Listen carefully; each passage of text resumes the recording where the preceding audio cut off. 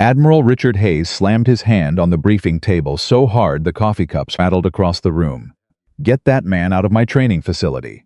Every officer in the room froze.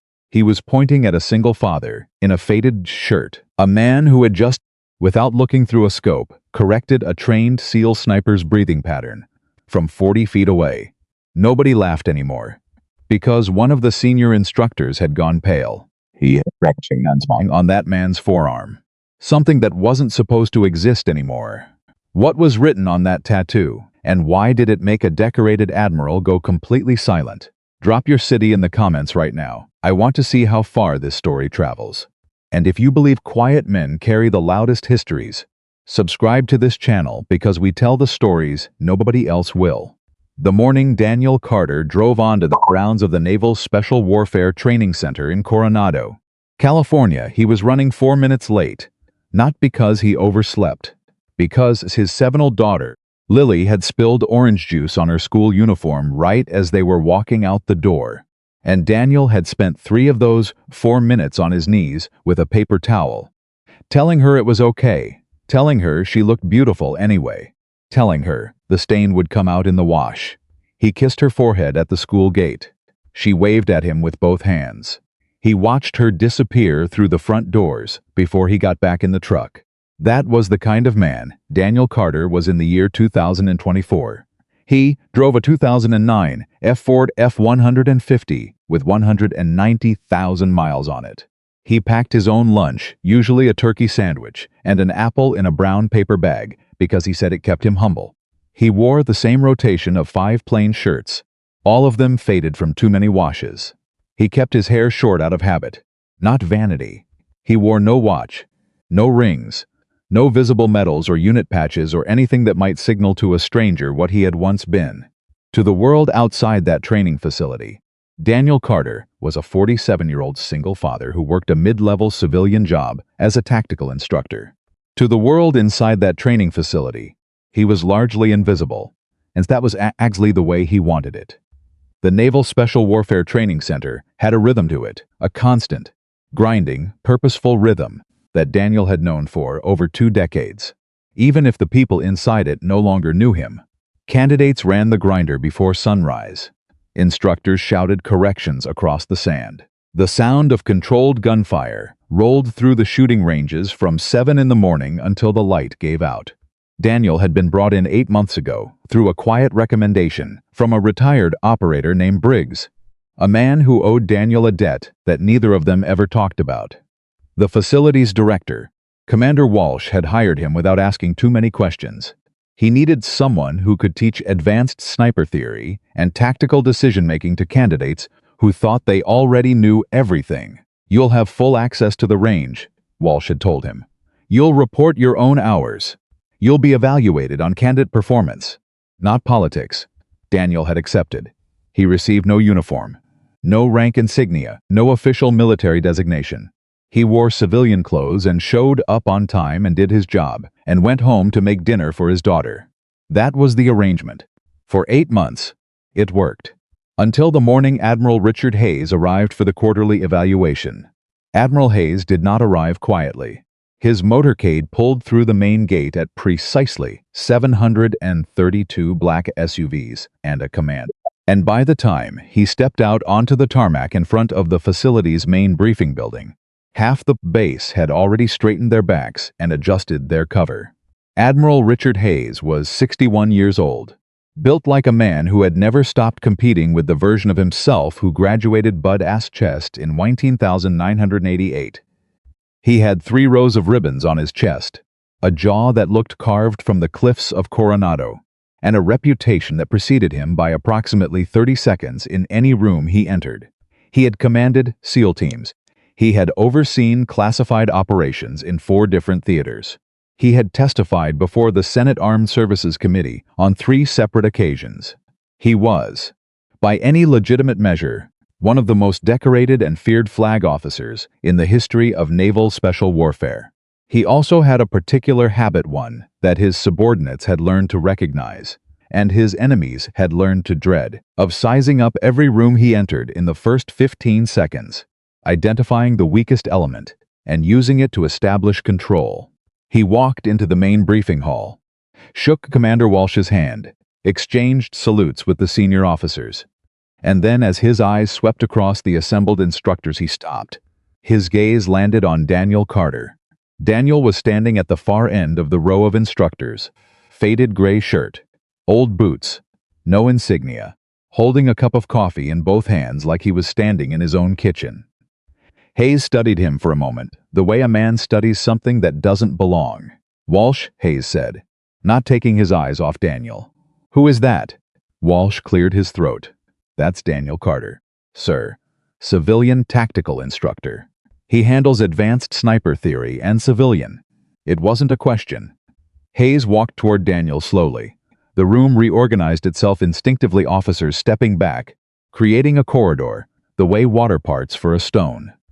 Daniel didn't move. He watched Hayes approach, and he kept both hands around his coffee, and he waited. Hayes stopped 2 feet in front of him.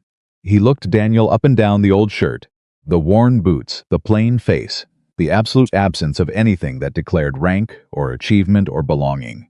"You teach my SEAL candidates?" Hayes asked. "Yes, sir," Daniel said. Hayes tilted his head. "You ever serve?" A pause. "Yes, sir." Where? Daniel took a sip of his coffee. "Various places." The corner of Hayes's mouth curled upward, not warmly. "Various places."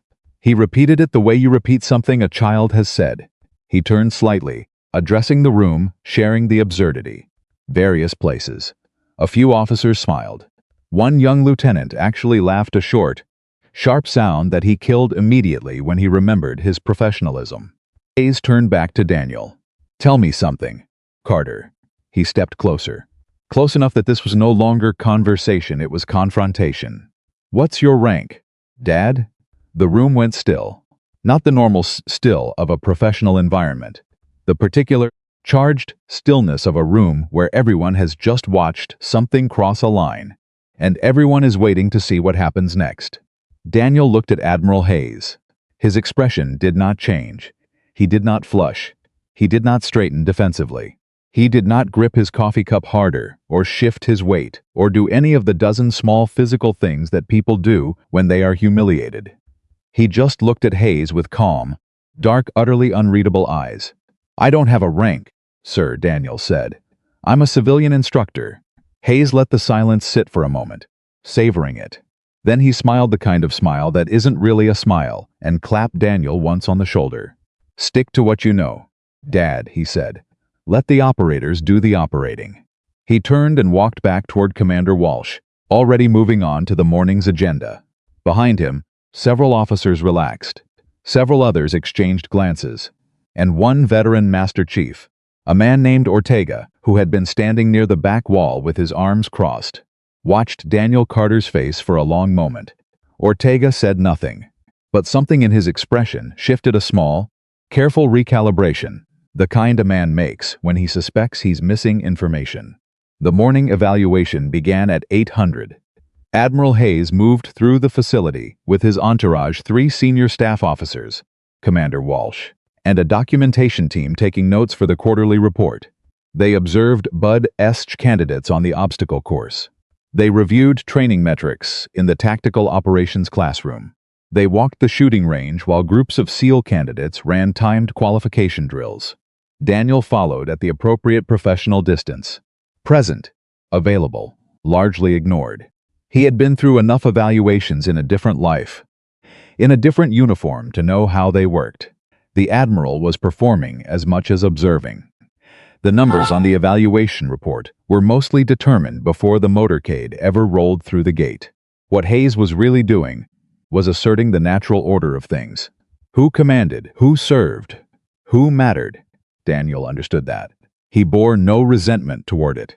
He just did his job, which is what he was doing, standing near the long-range rifle range, reviewing wind data on a clipboard when everything changed. The candidate's name was Petty Officer 2nd Class Marcus Webb.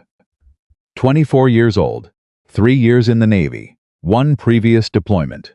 He was technically gifted. His shooting mechanics were near perfect on paper. But he'd been struggling on the range for the past 6 weeks with what Daniel had diagnosed as a pressure-based breathing inconsistency. Under observation, under the weight of being watched and evaluated, Webb's respiration pattern shifted in a way so subtle it was nearly invisible to the naked eye. But at distance, at 800 meters and beyond, that microscopic inconsistency became a 3-inch variance in shot placement. 3 inches at 800 meters means a miss. In combat, a miss means something that Daniel did not allow himself to think about too carefully anymore. The evaluation group had gathered at the observation platform overlooking the 600-meter range.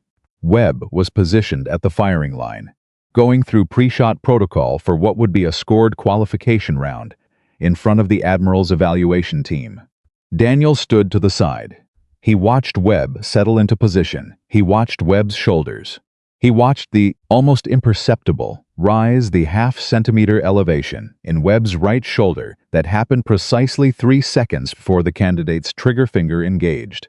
Every single time the rise happened, Daniel spoke. "Webb, drop your right shoulder. You're anticipating the recoil before the break." The entire observation platform turned to look at him. Webb froze. He glanced back at Daniel with wide eyes. "Don't look at me," Daniel said quietly. "Reset. Breathe from your diaphragm, not your chest. Let the rifle find the natural pause. The trigger breaks on the exhale." Webb turned back to his target. A long moment. Then his shoulders settled, genuinely settled, the tension releasing in a way that was visible even from the platform. The rifle fired. The range officer called it. Center mass. 600 meters, clean. The observation platform was silent. One of the Admiral's staff officers leaned toward Commander Walsh and said, quietly, "Did he just coach that from 40 feet away without looking through the scope?" Walsh looked at Daniel. "Yes," Walsh said, "he does that." Admiral Hayes had been watching.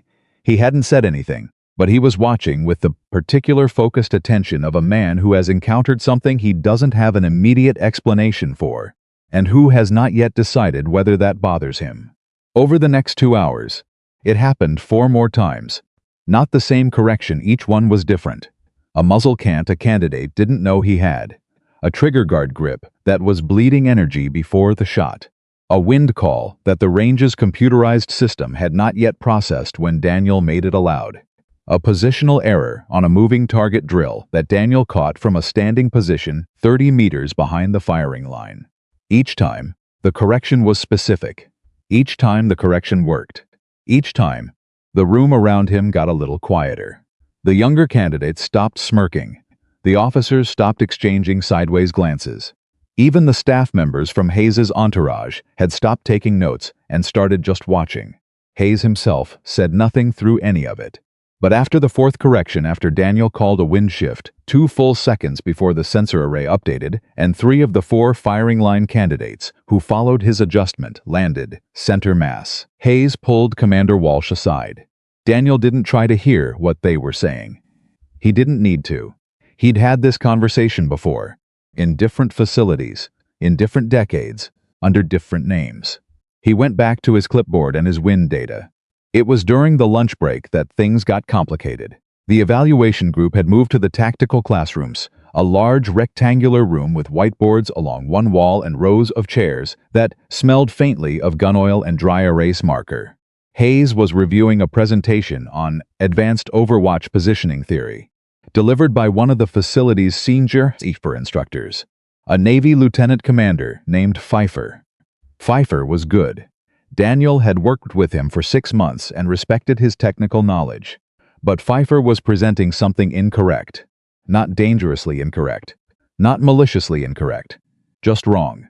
In a specific and consequential way. About the calculation of offset distance in urban overwatch scenarios, when accounting for both shooter elevation and ambient temperature variance simultaneously. It was the kind of error that, in a classroom, stayed an error. In the field, it became a problem. Sometimes a fatal one. Daniel sat in the back row with his brown pep bag and his turkey sandwich, and he listened to the error repeat itself in 3 different slides. He looked at his sandwich. He put it down. He raised his hand. The room turned to look at him. Pfeiffer stopped mid-sentence. "Carter," Pfeiffer said, Not hostile, just surprised. You have something? The offset calculation on slide 14, Daniel said. It's not accounting for the interaction between shooter elevation and temperature inversion. Correctly, in a standard urban environment it won't matter much. But in anything above a 100-foot elevation differential with a 15-degree or more temperature drop, you're going to put your shooter off by enough to miss a protected target by a consistent margin. Pfeiffer blinked. That's the standard NSO formula. I know, Daniel said. The standard formula has a documented limitation in that specific condition set. It's been a known issue since. He stopped himself. It's been a known issue. I can walk through the adjusted calculation if it's useful. Pfeiffer looked at Admiral Hayes. Hayes looked at Daniel. Where Hayes said slowly, "Did you encounter that limitation?" A pause. Field application, Daniel said. Hayes leaned forward slightly. Field application. In what theater? I'm not in a position to discuss specifics, sir. The room was very quiet. Hayes sat back. His expression was controlled, but his eyes were working, cataloging, cross-referencing, trying to place a piece that didn't fit any category he had available. You're a civilian instructor, Hayes said. Civilian instructors don't have classified field histories. No, sir, Daniel agreed. They don't. He held Hayes's gaze with the particular, unhurried steadiness of a man who has been in situations where looking away meant something permanent. Hayes said nothing for a long moment. Then he nodded at Pfeiffer. Continue. But Hayes did not look at his notes for the rest of the presentation. He looked at Daniel Carter. After the afternoon session, 3 things happened in quick succession. The first, Master Chief Ortega, the veteran who had been watching quietly from the back wall all morning, fell into step beside Daniel as they crossed the courtyard between buildings. You ever been to Ramadi? Ortega asked, not looking at him. Eyes forward. Yes, Daniel said. What year? Not something I can discuss. Ortega was quiet for a moment. The wind call you made at 11:30. That wasn't a calculation. That was muscle memory. I've spent time on ranges, a lot of ranges. Enough. Ortega stopped walking. He turned to look at Daniel directly. He was 52 years old, built like a fire hydrant, with a face that had earned every line on it. He looked at Daniel the way operators look at each other, with the specific, evaluative gaze of a man trying to read a service record through someone's eyes. You know, Ortega said, I ran with a team in the late 90s that had a sniper nobody talked about. The team's called Ghost 1. He paused. You probably never heard of it. Daniel looked at him. Probably not, Daniel said. Ortega held his gaze for 3 full seconds. Then he nodded, once slowly, and walked on. The second thing that happened, Lieutenant and Commander Pfeiffer caught up to Daniel outside the range equipment room. He was carrying a folder, the slide deck from his presentation. His expression was that of a man who has been both corrected and impressed, and is not entirely comfortable with either. The adjusted formula, Pfeiffer said. Can you write it out for me? Daniel took the folder. He opened it to a blank page at the back. He wrote for 45 seconds without pausing a clean, compact derivation, with 3 annotated variables and a note on the specific conditions that triggered the deviation. Pfeiffer studied it. This isn't in any published NSO manual, Pfeiffer said. No, Daniel said. It wouldn't be. Where did this come from? Daniel handed the folder back. Experience. He walked away. Pfeiffer stood there, holding the folder, reading the formula again. Later, he would send it to a contact at the Naval Special Warfare Development Group, the unit that develops and refines doctrine for the entire SEAL community. The contact would email in 40 minutes. The email would say, Where did you get this? This matches a classified tactical refinement document that was never publicly distributed. This formula was developed by a sniper element that operated a compartmented access program in the early 2000s. How does a Coronado range instructor know about this? Pfeiffer would not have an answer. The third thing that happened was the most important. At 1630, as the evaluation group was preparing to break for the day, a training accident occurred on the close quarters battle range, a minor one. No injuries, a malfunction in a breaching simulation that caused a candidate to fall awkwardly against a doorframe. The candidate was fine, but the incident required a safety review, and in the brief, controlled chaos of the response, Daniel reached across a candidate to stabilize a piece of loose equipment. His sleeve rode up. Just 3 inches. Just for 4 seconds. But Master Chief Ortega was standing 3 feet away, and Ortega saw the tattoo. Not all of it. Just the upper edge, the stylized outline of a long rifle barrel, and beneath it, the beginning of what was clearly a complex memorial design, and 3 small symbols that Ortega recognized with the sudden, visceral certainty of a man seeing a ghost. Ortega went completely still. Daniel pulled his sleeve down. Their eyes met. Daniel's expression was the same as it always was, calm, measured, unreadable. But Ortega's hand had closed into a fist at his side, because Ortega had seen those 3 symbols exactly once before in his life, at a memorial service in 2003, displayed on the inside panel of a fallen operator's personal effects. The symbols belonged to a unit that officially did not exist. A unit that had been classified above the level that even most SEAL team commanders could access. A unit that had lost 4 operators in a single engagement in 2003, and whose surviving member had subsequently disappeared from every roster, every database, and every record the Naval Special Warfare community maintained. A unit whose best sniper had been known by a single call sign.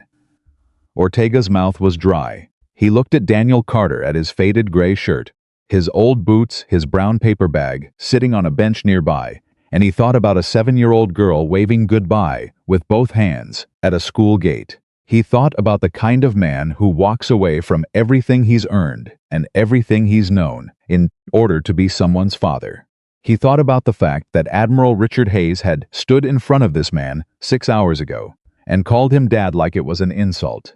And Master Chief Ortega, who had 30 years of service and had never been known to be sentimental about anything, felt something move in his chest that he wasn't expecting. He walked over to Admiral Hayes, who was reviewing end-of-day metrics with his staff. Admiral Ortega said quietly, "I need to tell you something about Daniel Carter." Hayes looked up. The civilian instructor. "Yes, sir." Hayes studied Ortega's face, the tightness around his jaw, the deliberate steadiness in his eyes. "What about him, I think," Ortega said carefully, "that you may want to review his background before tomorrow's session." Hayes was quiet for a moment. "You know something about him." "I know something about a tattoo," Ortega said. A pause. "And if I'm right about what it means," Ortega said, "then the question you asked him this morning," he stopped, recalibrated, "deserves a different kind of answer, sir." Admiral Hayes looked across the courtyard to where Daniel Carter was collecting his paper bag and his clipboard and preparing to leave. Preparing to go pick up his daughter from school.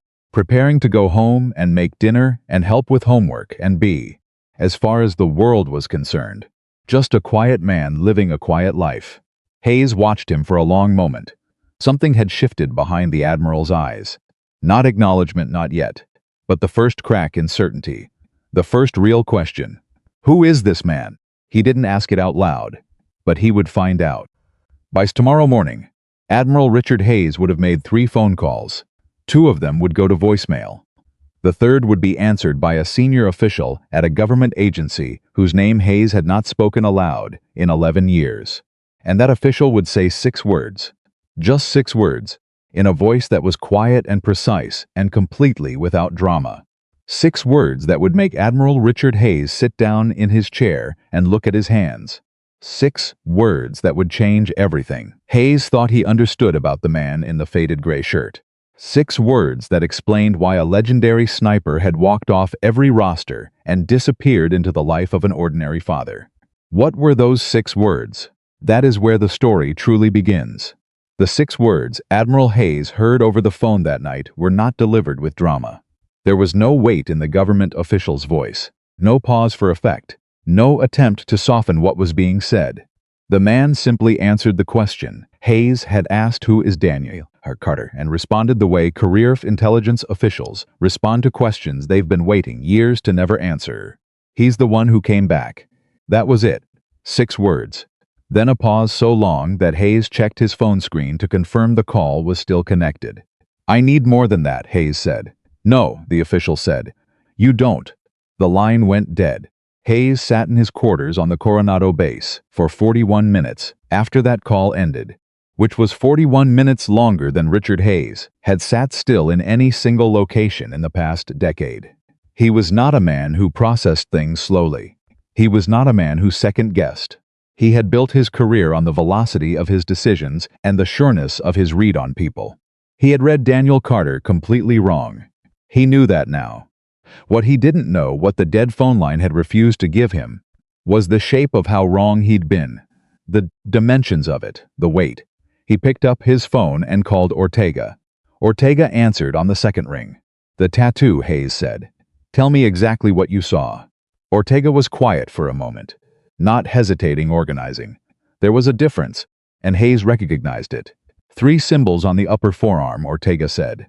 An Overwatch cross, a mission tally mark, and what looked like the beginning of a team designation marker.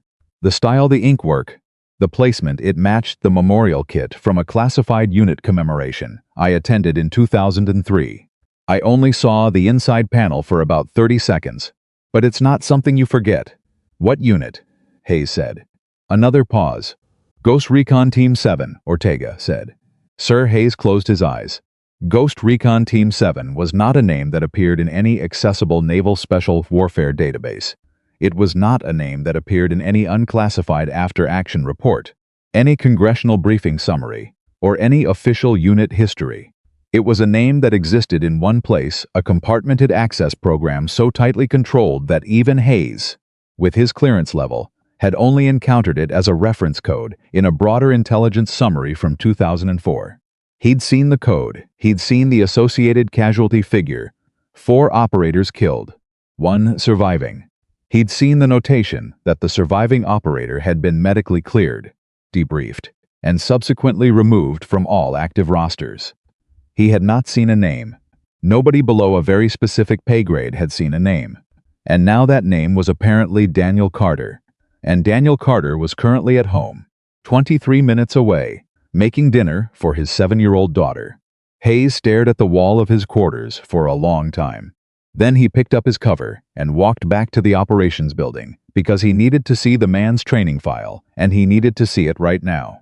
Walsh was still there. Walsh was always still there, which was one of the things Hayes grudgingly respected about him. Walsh looked up from a desk with the expression of a man who knows that when an admiral shows up at 2100 at night, something has changed. Carter's file, Hayes said. Everything you have. Walsh opened a desk drawer and pulled out a manila folder. He set it on the desk without a word. Hayes opened it. It was thin, startlingly thin for a man with any kind of substantial service history. Civilian contractor ID. Hire date. Recommendation letter from a retired operator named Briggs, 1 paragraph. No specifics, just a statement of professional confidence. A single page of training certifications. At the bottom of the stack, almost as an afterthought, a 1-page military service summary. Branch, United States Navy. Service dates, 1996-2007. Specialty, redacted. Deployments, redacted. Awards and decorations, redacted. Discharge classification, honorable. Every substantive line blacked out. Hayes had seen redacted files before. Most redacted files still had shape. You could see the outline of a career through what remained. This file had been stripped to the bone. Someone, at some point, had removed every piece of information that could tell you anything real about what Daniel Carter had done in 11 years of naval service. That level of redaction didn't happen accidentally. It happened when someone very senior decided that a man's history needed to disappear. Walsh was watching Hayes's face. When you hired him, Hayes said, you didn't ask about the redactions. I asked, Walsh said. Briggs told me that Carter was the best tactical instructor he'd ever encountered. That he was cleared for everything I'd need him cleared for, and that asking more questions would be a waste of both our time. Walsh paused. Briggs has been right about everything else for 30 years, sir. Hayes set the file down. Tomorrow morning, he said. I want Carter in the advanced range assessment. Everything. Long-range qualification. Wind reading, target calculation under time pressure. The full battery. Walsh looked at him carefully. That's a candidate assessment protocol. Sir, Carter is an instructor. I'm aware of what it is, Hayes said. Set it up. Walsh nodded once. Yes, sir. Hayes left. Behind him, Walsh picked up his phone and sat for a moment, staring at Daniel Carter's thin manila folder. Then he did something he almost never did. He called a man's personal cell phone at 9 in the evening. Daniel answered on the third ring. There was background noise, a television. Something animated, a child's laughter. "Walsh?" Daniel said. The background noise faded, like he'd stepped into another room. "Everything okay?" "Tomorrow's going to be different," Walsh said carefully. "Hayes wants to run you through a full candidate assessment protocol." A pause on the line. "Okay," Daniel said. Flat. "No alarm. No resistance. You understand what that means? He's going to be watching you directly. Testing you." "I understand." "Carter." Walsh hesitated. He was not a man who inserted himself into things that weren't his business. He had survived a long career by knowing exactly where his lane was and staying in it. But something about the conversation with Hayes tonight had pushed him up to a line he didn't normally approach. "Is there anything I should know about your background?" The pause this time was longer. "No," Daniel said. "There's nothing you need to know." Walsh recognized the distinction immediately. Should know versus need to know. A man with a clean history didn't parse those two things. A man with a classified history parsed them automatically, the way you parsed threats and distances. It was trained behavior.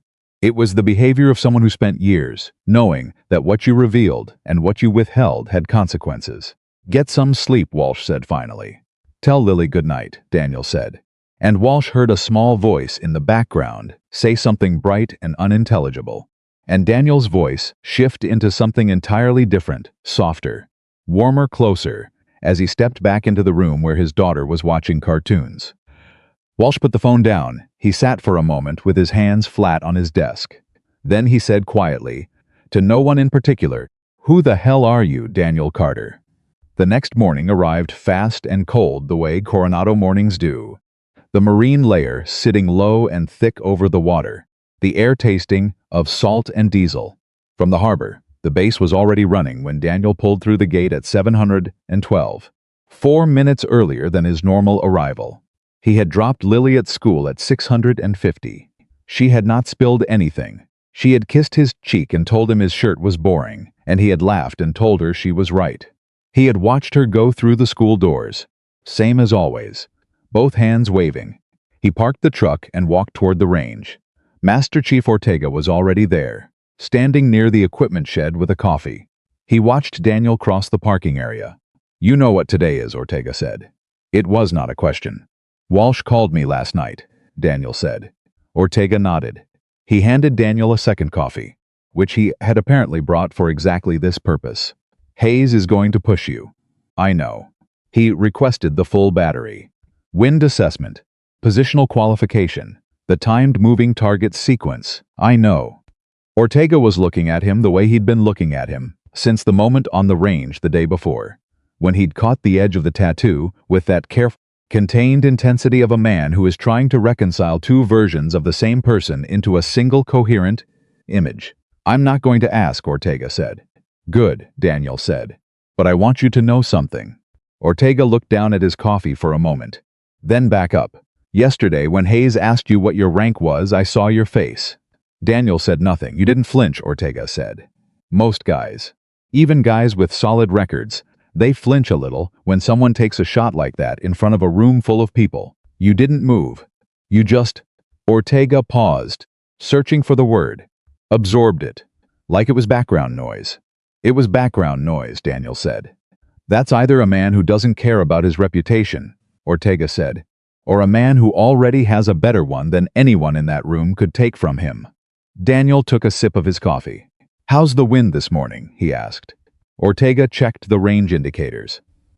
12 knots, north-northwest, gusting to 16 at the 600-meter mark. "It'll shift to west-southwest by 900, Daniel said. "Drop to 8, maybe 9. Ortega stared at him. "The forecast has it holding north-northwest until noon. The forecast is wrong." Ortega made a small sound that was not quite a laugh. He pulled out a notebook and wrote something down. "I'll check at 900, he said. Admiral Hayes arrived at 730 with a reduced entourage, just 2 staff officers and Commander Walsh. No documentation team. No full evaluation group. This morning was something different. This morning was targeted. Hayes walked directly to where Daniel was standing at the range equipment bench. He stopped. He looked at Daniel for a moment. "Carter," he said. "Sir," Daniel said. "Today I want to see you run the candidate qualification battery." Walsh mentioned that. Hayes's jaw tightened slightly. He hadn't expected easy agreement. Easy agreement from a man you've publicly belittled means one of two things: either the man is a pushover, or he has no reason to be afraid of what you're asking. Hayes was rapidly revising his assessment of which category applied. We'll start at 800, Hayes said. Full protocol. Wind reading. 300, 600, and 800-meter positional qualification. Timed moving target keep it sequence. You'll be graded on the same criteria as the candidates. Understood, Daniel said. Any questions? Do you want me to use the equipment on the bench, or should I pull from the armory? Hayes blinked. The bench equipment is standard issue. The scope on the bench M110 has a zero drift of approximately 2.5 MOA to the right, Daniel said. Not with challenge, just information delivery, the way a technician reports a calibration issue. I can work with it, but you should know the variable exists in your assessment data. Hayes stared at him for 3 full seconds. Then he turned to the armory sergeant. Pull a fresh system from inventory. Documented 0. Yes, sir. Hayes turned back to Daniel. He was quiet for a moment. You identified a scope drift on a bench rifle by looking at it. I handled it briefly while setting up equipment yesterday afternoon, Daniel said. The tracking wheel has a wear pattern consistent with right side drift. Hayes looked at Daniel Carter at his old boots and his plain shirt and his complete, total absence of performance and said nothing. Then he nodded once and walked to the observation position. At 759, Daniel Carter took his position at the 300-meter firing line with a freshly zeroed rifle and a borrowed wind gauge and the full attention of an admiral, 2 staff officers, a base commander, and Master Chief Ortega. The base's 5 remaining candidates from the evaluation group had also been allowed to observe. They stood in a line along the safety berm, some of them with arms crossed, some with hands in their pockets, all of them watching. Webb, the young petty officer Daniel had corrected the day before, was watching with an expression that was different from the others. More open, less performative. He had been thinking about the breathing correction since the moment it worked, and he had been trying to decide whether what he was feeling was gratitude or something closer to awe. The range officer stepped forward. First position, 300 meters. Standard scoring criteria. 5 rounds. Time limit 60 seconds. Daniel settled into position. There was no ceremony to it. There was no visible preparation ritual. No dramatic steadying of breath. No adjustment sequence that made his competence legible to the watching room. He simply settled. Like a stone finding the bottom of water. Like a system reaching equilibrium, he fired 5 rounds in 43 seconds. The range officer called the targets. 5 for 5, center mass. The grouping so tight that one of the staff officers stepped forward from the observation post to look at the scoring display a second time. That's a sub-MOA group at 300. The staff officer said quietly to Hayes, with iron sight backup zeroing. Hayes said nothing. The range officer stepped forward again. 600 meters. Moving to next position. At 600 meters, Daniel shot in the wind that Hayes' staff had calculated based on the morning forecast north-northwest at 12 knots. He made no compensation adjustments for the forecast direction.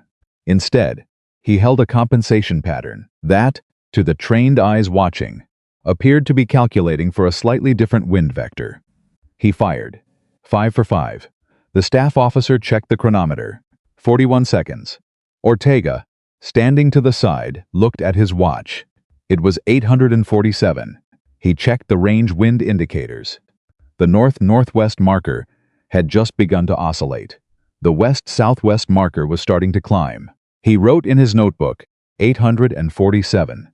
Wind shift beginning. Daniel had said 900. Ortega looked at the back of Daniel's head and felt a particular kind of chill that had nothing to do with the marine layer. At 800 meters, Hayes made a decision. He left the observation post and walked forward to the range officer's position. This was not standard evaluation protocol.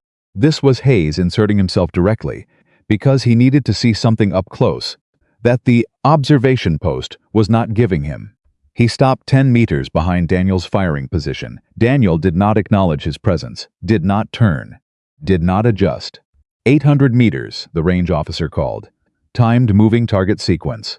Targets will run on a randomized pattern. You have 90 seconds. The moving target system activated. Steel silhouettes on a motorized track, moving in regular bursts, across a 40-meter lateral span at 800 meters distance.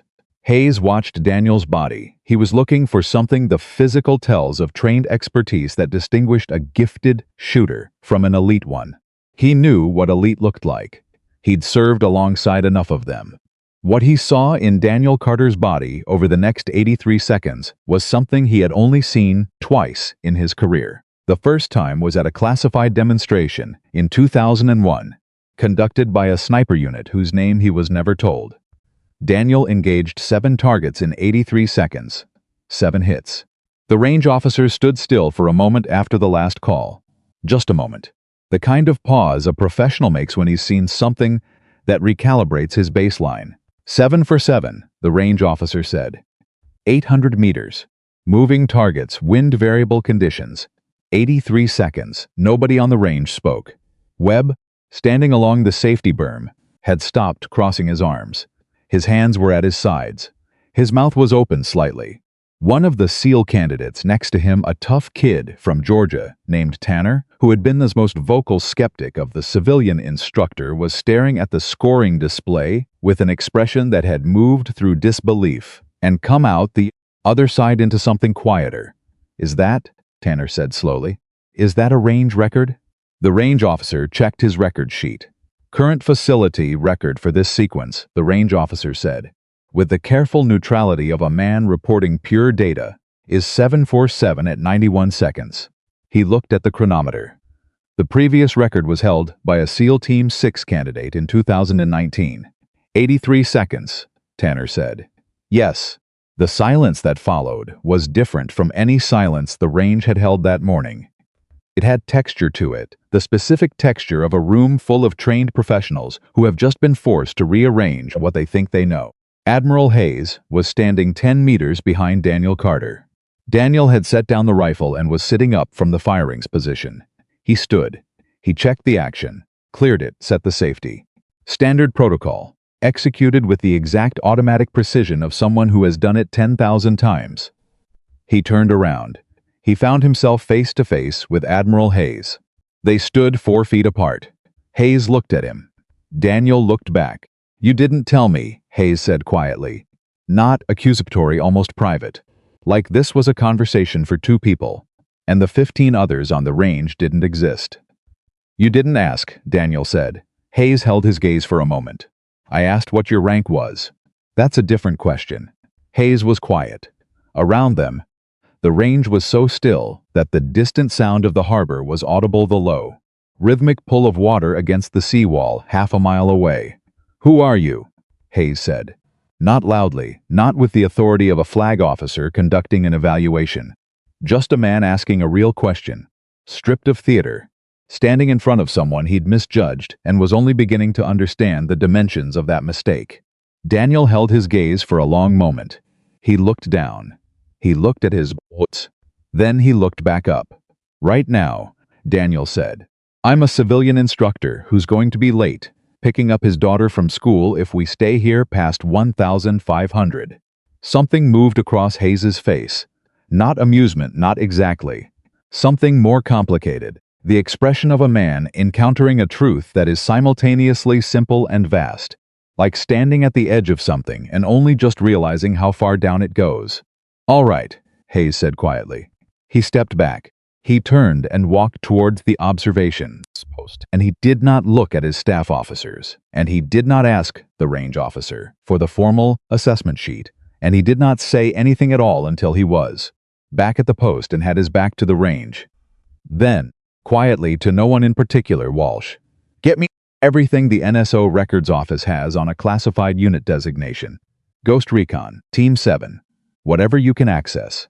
Walsh looked at him. "Sir," That's going to hit a clearance wall. I know, Hayes said. Hit it anyway. I want to see how high it goes. What Walsh found 2 hours later, in a restricted terminal in the Base Operations Center, was not a file. It was a reference. One paragraph in a compartmented access summary from a 2004 Naval Special Warfare Review of classified unit activities from 1999 through 2003. The paragraph read, Unit Designation Ghost Recon Team 7, Active 1999-2003. 5 operators. Missions conducted in 3 theaters under direct NSC authorization. 4 operators killed in action. Classified engagement, 2003. 1 operator surviving. Following mandatory medical and psychological evaluation, surviving operator requested voluntary separation from active service. Request approved at SecNav level. Operator's identity and service record classified at TS/ASCI level. All associated mission documentation archived under restricted access. Unit formally deactivated 2003. Further inquiry to be directed to Office of the Undersecretary of Defense for Intelligence. Walsh printed the paragraph. He walked it to Hayes. Hayes read it once. Then he read it again. 4 operators killed, he said. Yes, sir. And the one who survived. Hayes set the paper down. He asked to leave. That's what it says. Hayes was quiet for a long time. Long enough that his staff officer shifted uncomfortably, and Walsh found something interesting to look at on a different monitor. He didn't just survive the mission, Hayes said finally. Almost to himself, he survived his entire team. He paused, and then he went home and became a father. Walsh said nothing. Hayes picked up the paper and looked at it again. He was looking at the phrase, surviving operator, requested voluntary separation. He was thinking about what a man carries home from something like that. What it weighs. How many years you carry it before it becomes just part of the structure of you. Part of the load-bearing wall. He thought about Daniel Carter calling his wind shifts before the sensors caught them. About the formula in Pfeiffer's folder that matched a classified tactical document. About 7 moving targets at 800 meters in 83 seconds. About the range officer's pause. About Webb's open mouth. He thought about a 7-year-old girl waving goodbye with both hands.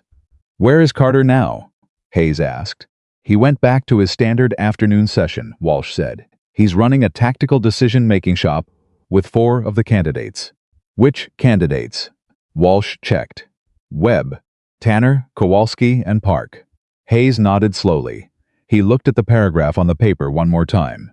Then he folded it carefully and put it in his jacket pocket. I owe that man an apology, he said. Walsh looked at him. This was not a sentence he had ever expected to hear from Admiral Richard Hayes. Not because Hayes lacked integrity, he didn't, but because Hayes had never, in Walsh's 15 years of working within his orbit, been wrong enough about a person to require one. Yes, sir, Walsh said. I think you might. Hayes pulled on his cover. He squared it with the automatic precision of 40 years of habit. Not yet, Hayes said. Walsh looked at him. There's something else first, Hayes said, the tattoo. Whatever is on that man's arm, I need to see it. Not because I don't believe Ortega, because I need to understand what I'm apologizing for. He left. Walsh sat alone in the operations center with the folded paragraph and the restricted terminal and the ambient hum of a base running normally around him, completely unaware that its most ordinary-looking instructor was its most extraordinary one, at 1,510, in a classroom that smelled of dry erase marker and gun oil. Daniel Carter was explaining counter-ambush decision trees to 4 SEAL candidates who, 24 hours ago, had thought he was there to hand out range flags. He was mid-sentence when the door opened. Hayes walked in, alone. Daniel stopped talking. The 4 candidates registered Hayes's presence and immediately straightened. Carry on, Hayes said to the candidates. Then to Daniel. I'll wait.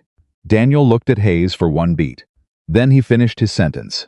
Then he closed lesson properly, gave the candidates a reading assignment, and dismissed them. They filed out. Tanner, last through the door, glanced back at Daniel with an expression that had none of the earlier contempt in it. Just attention. Genuine, recalibrated attention. The door closed. Daniel stood at the front of the empty classroom.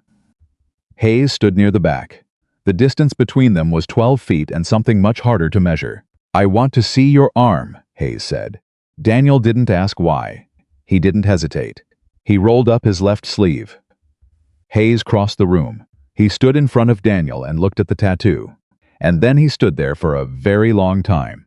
Hayes stood in front of Daniel Carter's left forearm for a long time, not glancing, not scanning, standing completely still, studying it the way a man studies a document he needs to understand completely before he responds to it. His jaw was set, his breathing was controlled, but his eyes were doing something that none of his staff would have recognized. Because none of them had ever seen Richard Hayes lose his composure, even partially.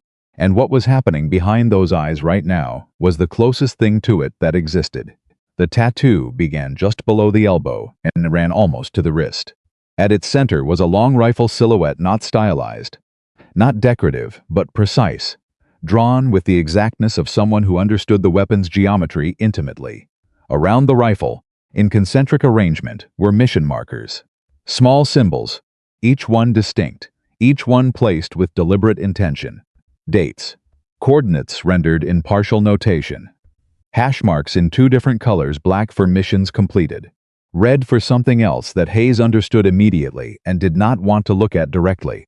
There were 11 red marks. Surrounding the mission markers were names. Small, clean lettering. 4 names in a vertical arrangement on the inner forearm, positioned like they were holding up the rest of the design from beneath, like they were the foundation. Hayes read the names. He read them twice. He knew one of them. Not personally, but from a classified briefing in 2004, a briefing about a specific engagement in a specific theater that had resulted in 4 casualties from a unit that officially did not exist. The briefing had used operator designations, not names. But one designation had corresponded to a name in a supplementary file that Hayes had seen for approximately 40 seconds before a very serious man in a gray suit had removed it from in front of him. The name on Daniel Carter's forearm matched. Hayes looked up from the tattoo. Daniel was watching him with the same steady, unreadable calm he had worn through every moment of the past 2 days. His sleeve still rolled up, his arm extended slightly, not performing. Not waiting for reaction, just present, allowing Hayes to see what Hayes had asked to see. "Marcus Doyle," Hayes said quietly. The name of the operator he recognized. Something moved across Daniel's face. The first crack in the composure, not pain exactly, but the shadow of it. The way a healed scar tightens when you press it. "He was our point man," Daniel said. Hayes held his gaze. He was 26 years old. 26 years, 4 months and 11 days, Daniel said. He had a daughter, too. She was 3 when he died. The classroom was very quiet. Hayes lowered his eyes back to the tattoo. He looked at the other 3 names. He looked at the mission markers. He looked at the 11 red marks, and he made himself count them. And he made himself understand what each one represented. "These red marks," Hayes said. "Yes," Daniel said. "How many of those missions were alone?" A pause. 7. Daniel said. Hayes absorbed that. 7 solo operations. The kind of operations that existed in classified annexes and never appeared in any official record and were authorized at levels so high that even flag officers didn't know the details unless they needed to. "And the last one," Hayes said. 2003. "Yes. That's when yes." Hayes stopped. He didn't push further. He recognized a line when he stood at it. Some information you didn't ask for because the person carrying it had already paid more to carry it than you had any right to add to. He stepped back. He pulled Daniel's sleeve down himself, a gesture so unexpected, so quietly human, that it seemed to catch both of them slightly off guard. "I owe you an apology," Hayes said. Daniel shook his head. "You don't." "Sir, I do. With respect, Admiral, you saw exactly what I wanted you to see. A civilian instructor, a single father. That's what I am. That's what I chose to be." Hayes looked at him hard. "That's not all you are." "No," Daniel said. "But it's the most important thing I am right now." He paused. "Lily doesn't need a legend. She needs her father home at 1530 with dinner ingredients and somebody to help her with her spelling words." Hayes was quiet for a moment. Then something in his face shifted, not softened exactly, but reorganized. like a man who has been operating from a flawed map and has just been handed the correct one. "Why did you come back here?" Hayes asked. "Not the Navy. Here, this facility. Teaching candidates." Daniel pulled his sleeve straight. "Because Briggs asked me to." "That's not the whole answer." Daniel looked at him. "A long beat." "No, it's not." He looked at the whiteboard behind Hayes, where the decision tree diagram from the afternoon's lesson was still half drawn in blue marker. "Because those kids out there are going to go somewhere after this program. They're going to be in positions where the difference between a good decision and a wrong one is measured in other people's lives. And if there's something I paid for the hard way that gives them a better chance of making the right call." He stopped. "Then sitting at home isn't the right choice." Hayes said, "You could have come back with rank. With your record, you'd have a command by now." "I don't want a command," Daniel said simply. "I had command. I know what it costs." He looked at Hayes directly. "I know what it costs the people under you when the mission goes wrong." That landed. Hayes didn't look away. He took it the way a senior officer takes a truth that is aimed at him without being targeted cleanly, without deflection. "The men on your arm," Hayes said. "I carried them home," Daniel said. "All 4 of them. I made a promise when I did." His voice was level, completely controlled, but something underneath it had weight that you could feel in the room, like a change in air pressure. "I promised them that what they taught me wouldn't die with them, that I'd pass it on. That their decisions, the right ones and the wrong ones, would mean something to the next generation of operators." He paused. "That's why I'm here, Admiral. Not for rank, not for recognition. Because Marcus Doyle's daughter is 12 years old now, and she deserves to know her father's sacrifice made operators better. Made them come home more often." Hayes stood in the empty classroom for a long moment. When he spoke, his voice was quieter than Daniel had heard it. "Yesterday morning," Hayes said, "when I asked you what your rank was." "Yes, sir. I was establishing a hierarchy that you'd already rendered irrelevant." "You were doing your job," Daniel said. "Reading a room. Establishing authority. That's what effective flag officers do. I've seen it done worse. You're being generous. I'm being accurate." Hayes almost smiled. It didn't quite arrive. But the infrastructure for it was there. "I'm going to recommend your certification be elevated," Hayes said. "Senior Tactical Advisor designation. It comes with access to the full candidate evaluation process, program development authority, and a salary adjustment." Daniel shook his head. "I don't need the adjustment. It's not about what you need, sir. It's about what the program needs," Hayes said firmly. "Having your knowledge in the room is worth more than this facility currently pays for it. That's not generosity. That's resource allocation. A beat. And I want the formula you gave Pfeiffer formally documented." Daniel looked at him. "The sniper offset calculation," Hayes said. "I spoke to a contact at DVG-RU. They want to integrate it into the standard curriculum. With your authorization." Daniel was quiet for a moment. "It came from my team," he said finally. "Kowalski?" He stopped, started over. "One of the men on my arm worked it out in the field. During a mission in Mosul in 2002. It saved 4 lives the first time we used it." Hayes nodded once. "Then it should be in the curriculum, under his name." Something crossed Daniel's face that had no clean label. Not grief exactly. Not relief.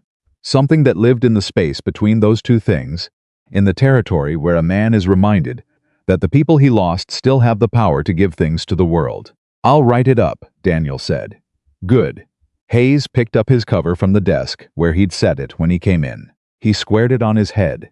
He stood for one more moment in the empty classroom with Daniel Carter, who was a legend wearing old boots, who was a ghost who had chosen to be a father, who was the best thing in this facility and the least decorated person in it.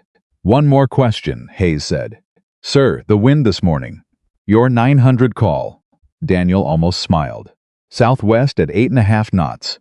Ortega checked at 903. 8.3. Southwest. I was close," Daniel said. "How do you do that?" A pause. "Honestly," Daniel said, "I don't entirely know. You do something long enough. In enough different places, your body starts reading things your instruments haven't caught up to yet. The air has texture, pressure. You learn to feel it before you can measure it. He looked at Hayes steadily. It's not magic. It's just time. A lot of time in places where getting it wrong was not an option. Hayes absorbed that. Then he nodded. He turned and walked out of the classroom. Daniel stood in the empty room for a moment. He looked at the half-finished decision tree diagram on the whiteboard. He picked the marker and completed the final branch, because the candidates would need it tomorrow, and it bothered him to leave things unfinished. Then he picked up his jacket and his paper bag, and he went to get his daughter from school. He was 40 seconds early.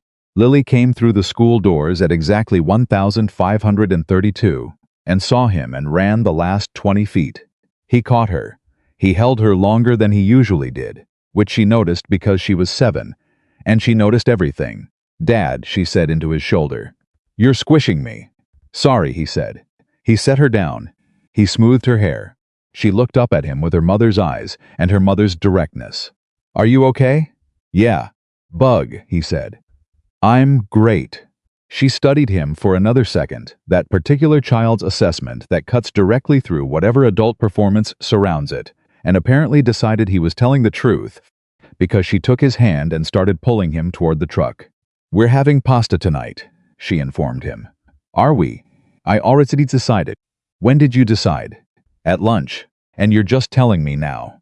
"I'm telling you now," she confirmed, with the serene authority of someone who has never doubted the outcome of this conversation. He put in the truck and drove them home, and made pasta. He did not tell her about the range records, or the tattoo, or the Admiral, or the 6 words. He told her about a funny thing that happened when one of the younger instructors tried to demonstrate a wind-reading technique and got it almost exactly backwards. And she laughed at the right places. And he helped her with her spelling words after dinner. And he read to her for 20 minutes before she fell asleep. He sat in the chair next to her bed for a few minutes in the dark, listening to her breathe. He thought about Marcus Doyle's daughter, who was 12 now, who had been 3 when it happened, who had grown up with a photograph instead of a father. He thought about the promise he'd made. He thought about Hayes's face when he read the 4 names on his arm. He got up quietly and went to the kitchen and sat down at the table and opened his laptop and started writing out the formula, the one that Kowalski had worked out in a courtyard in Mosul in the fall of 2002. Crouched behind a burned-out vehicle with a piece of chalk and a thermal scope, and the absolute focused genius of a man who knew that math was the only thing standing between his team and a catastrophic miss. He wrote it out completely. All the variables, all the conditions, the 3 annotated cases, the limitation thresholds, everything. At the top of the document, before the formula, he wrote a single line. Developed in the field by Petty Officer 1st, Class James Kowalski.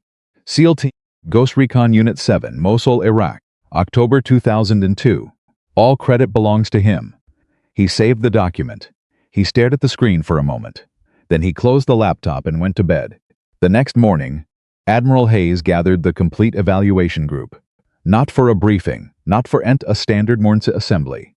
Hayes had sent word through Walsh at 630 that all senior instructors, all staff officers, and all current training candidates were to be present in the main briefing hall at 800.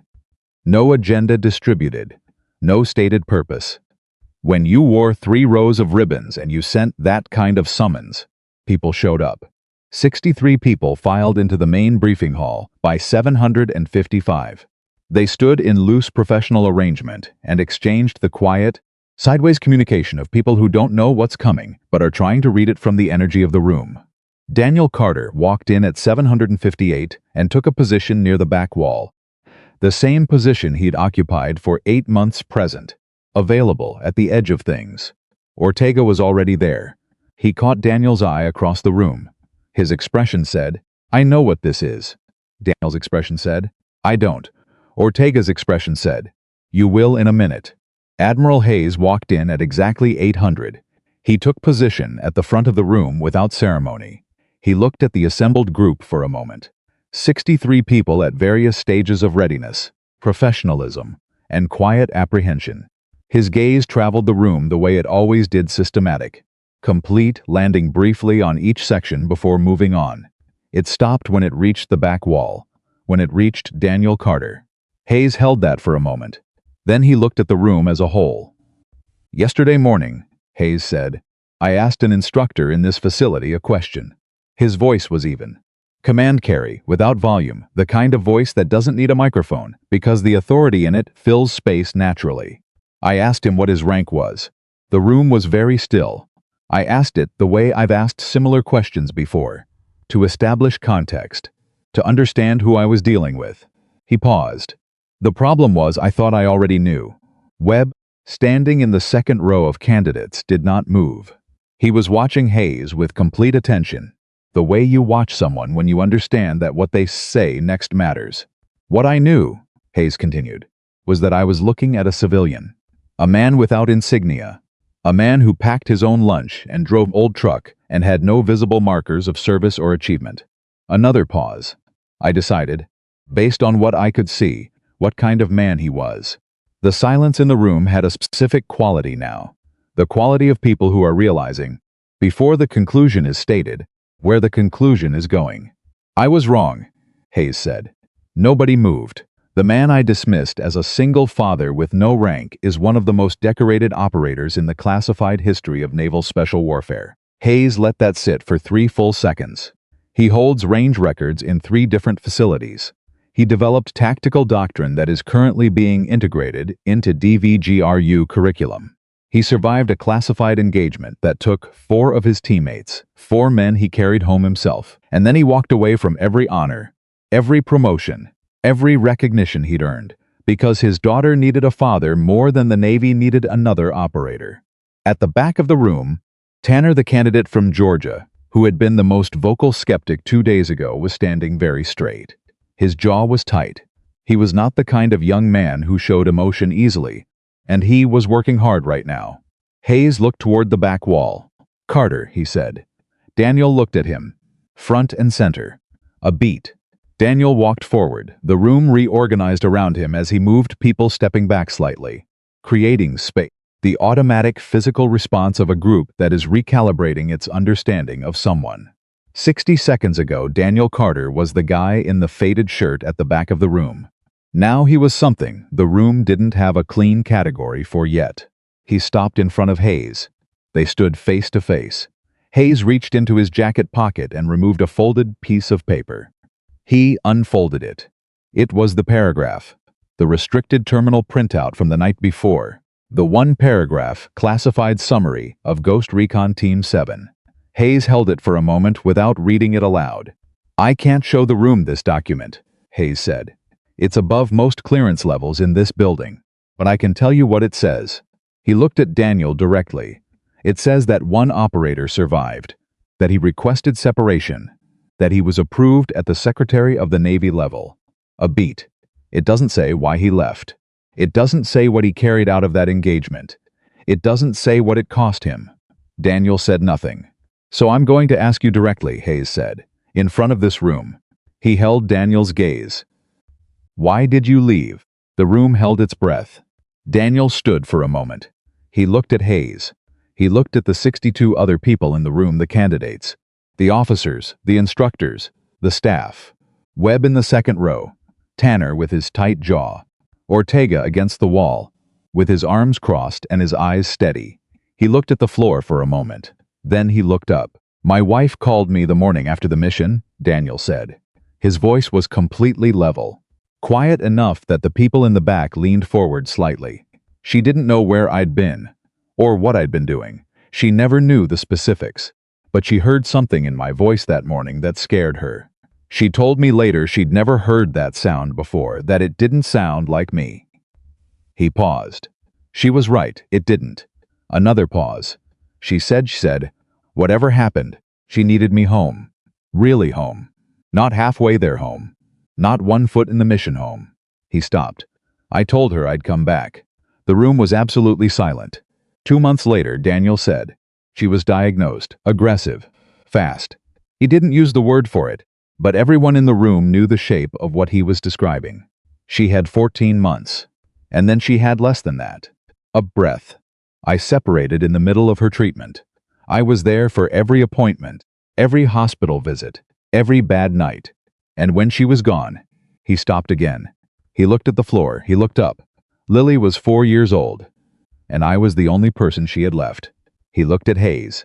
That's why I left, Admiral. I left because the mission changed. Hayes held his gaze. The mission changed, Hayes repeated quietly. The most important mission of my life, Daniel said, was standing in front of me in a purple dress asking me why Mommy wasn't coming home. Nobody in the room moved. Webb's hands were at his sides and his eyes were very bright. Tanner had looked away. He was looking at the wall, at a precise, neutral angle that had nothing to do with what he was actually doing, which was managing something in his chest that he hadn't been prepared for when he woke up this morning. Ortega had uncrossed his arms. He was standing with his hands loose at his sides, and his face, his experienced, hardened, 30-year service face, had the expression of a man who has heard something true enough to rearrange things. Hayes stood in front of Daniel Carter for a long moment. Then he did something that no one in the room would ever quite be able to describe accurately when they retold the story later, because it happened simply and without announcement, and that made it more significant than any ceremony could have. He took a step back, and he came to attention. Full, formal military attention, and he held a salute. To a man in a faded gray shirt, to a civilian instructor, to a single father to Ghost One. The two staff officers flanking Hayes came to attention automatically, the trained reflex of officers responding to a senior's lead. Walsh came to attention. The senior instructors came to attention, one by one, reading the room the way training professionals read everything, understanding before they were told what this moment required. And then Ortega came to attention. And Webb.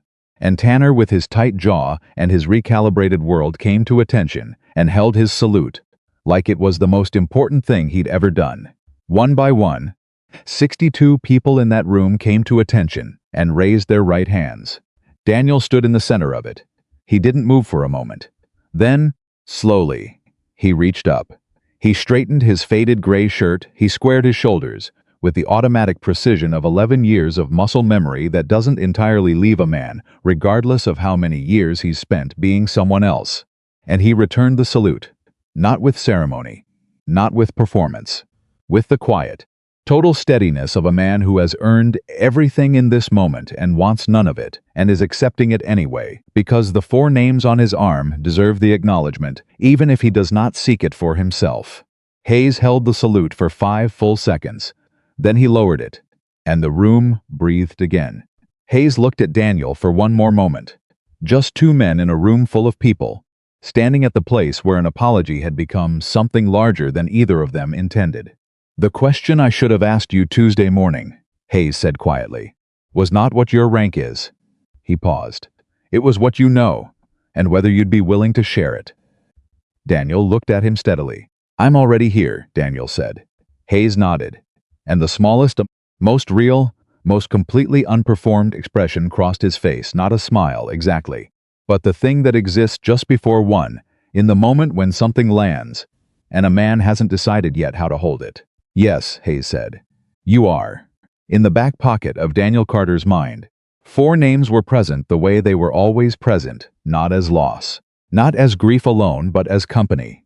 The kind of company that doesn't leave, the kind that travels with you into ordinary rooms and extraordinary moments, and every place between. Marcus Doyle, 26 years, 4 months, 11 days. James Kowalski, whose formula was about to enter the permanent curriculum of the United States Navy. Raymond Chen and David Park, whose names would be written into a document today that would be read by operators not yet born. They were in the room. Daniel could feel them. He hoped they could feel this. The salute lasted 5 seconds. The silence after it lasted considerably longer. Nobody in that briefing hall moved immediately after Hayes lowered his hand. Not because they were waiting for permission, because something had just happened in that room that required a moment to settle into. The way a large stone requires time to find its resting place after it hits the bottom of deep water. 62 people were individually, privately rearranging what they thought they understood about the man standing at the front in the faded gray shirt. Tanner was the first candidate to move. He walked directly to Daniel when Hayes stepped back, which was not what anyone expected from the young man who 2 days ago had been the loudest skeptic in the room. He stopped in front of Daniel and put out his hand. "I owe you an apology, sir," Tanner said. His voice was rough at the edges, not from emotion he was performing, from emotion he was containing. Daniel shook his hand.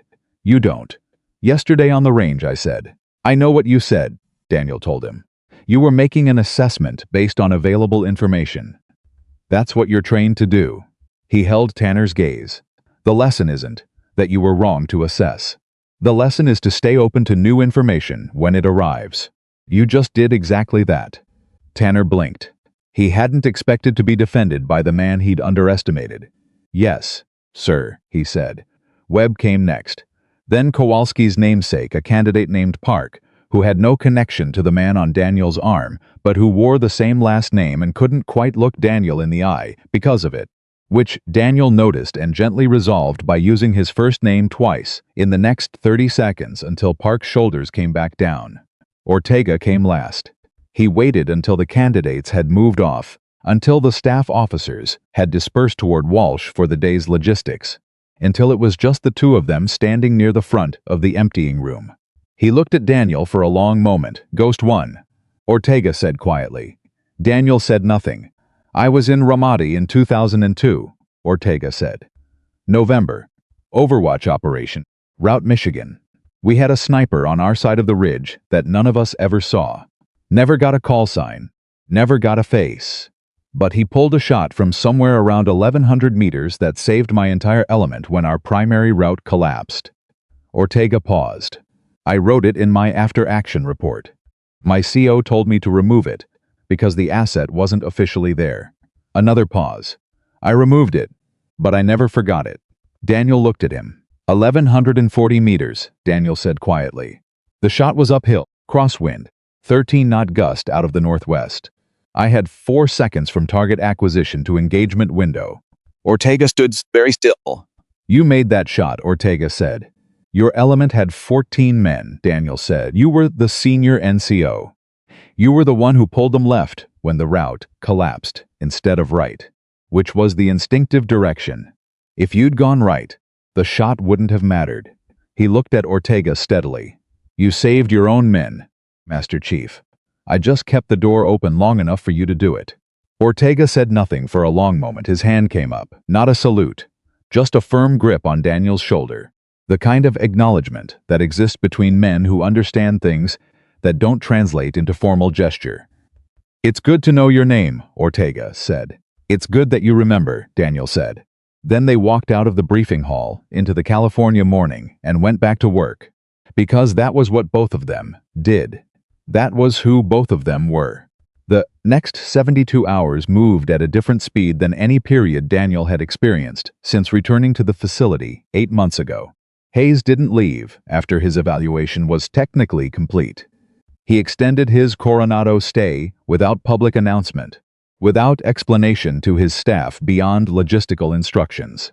He showed up at the range the next morning at 7:30 and sat in the observation position and watched Daniel run the candidates through a long-range wind assessment, practical, not as an evaluator, but as a student, watching, taking mental notes, asking 2 precise questions at the end of the session that revealed he had been paying extremely close attention.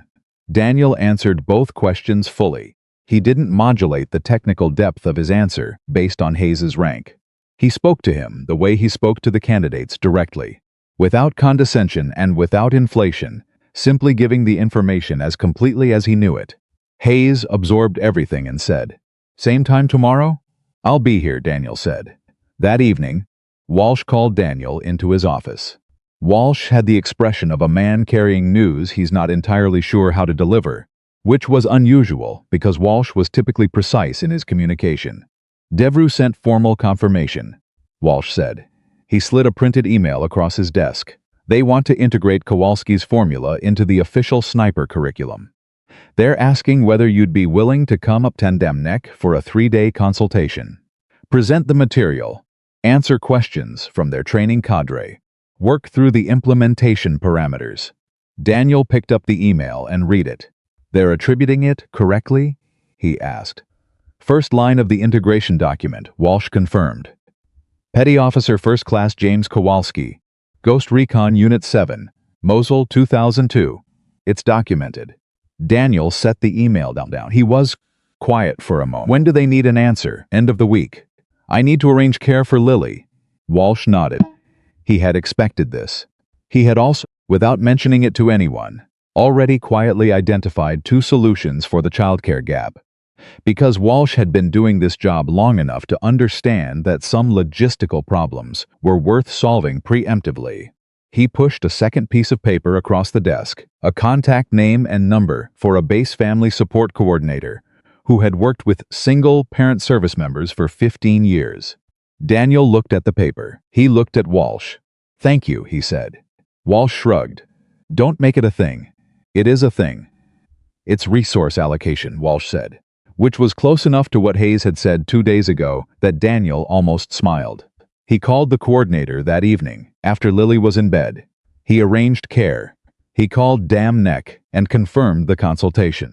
He spent 2 hours that night writing an expanded version of the formula document, not just the calculation, but the field context, the specific mission parameters in Mosul in 2002, the problem Kowalski had identified, and the process by which he'd solved it. The 3 times the formula had been applied in live operational conditions before the unit was lost. He included a short biographical paragraph about Kowalski. Just facts. Age, hometown, time in service, the things he'd been good at beyond the math. He included a photograph, the only one Daniel had, taken in Kuwait in 2001 during a rare period of downtime. Kowalski squinting into the sun with one hand raised to block it, laughing at something someone off camera had said. He attached it to the document. He sent it to Dam Neck at 11:47 p.m. At 11:52, he received an email back from the DEV-GRU training director that said only, "Thank you for this. We'll take care of him." Daniel sat at his kitchen table for a moment with his flat on the surface and his eyes closed. Then he went to bed. The morning he was scheduled to leave for Dam Neck, Lily woke up early. She came out of her room at 5:45 in her pajamas with her hair at a dramatic angle and found him in the kitchen with his bag by the door and a cup of coffee in his hands. She stopped in the kitchen doorway. She looked at the bag. "You're going somewhere," she said. The observation was delivered with the tone of someone who has caught you in the middle of something. 3 days, he said. "I'll be back Saturday morning." She crossed her arms. This was a gesture he recognized. His wife had made this exact gesture, the same arm placement, the same slight forward lean. The resemblance was so precise sometimes it caught him entirely off guard and required a half-second of internal reorganization before he could continue operating normally. "Where?" Lily asked. "Virginia," he said. "I have to go teach some people some things." She considered this. "Are they good at things already?" "Very good," he said. "The best.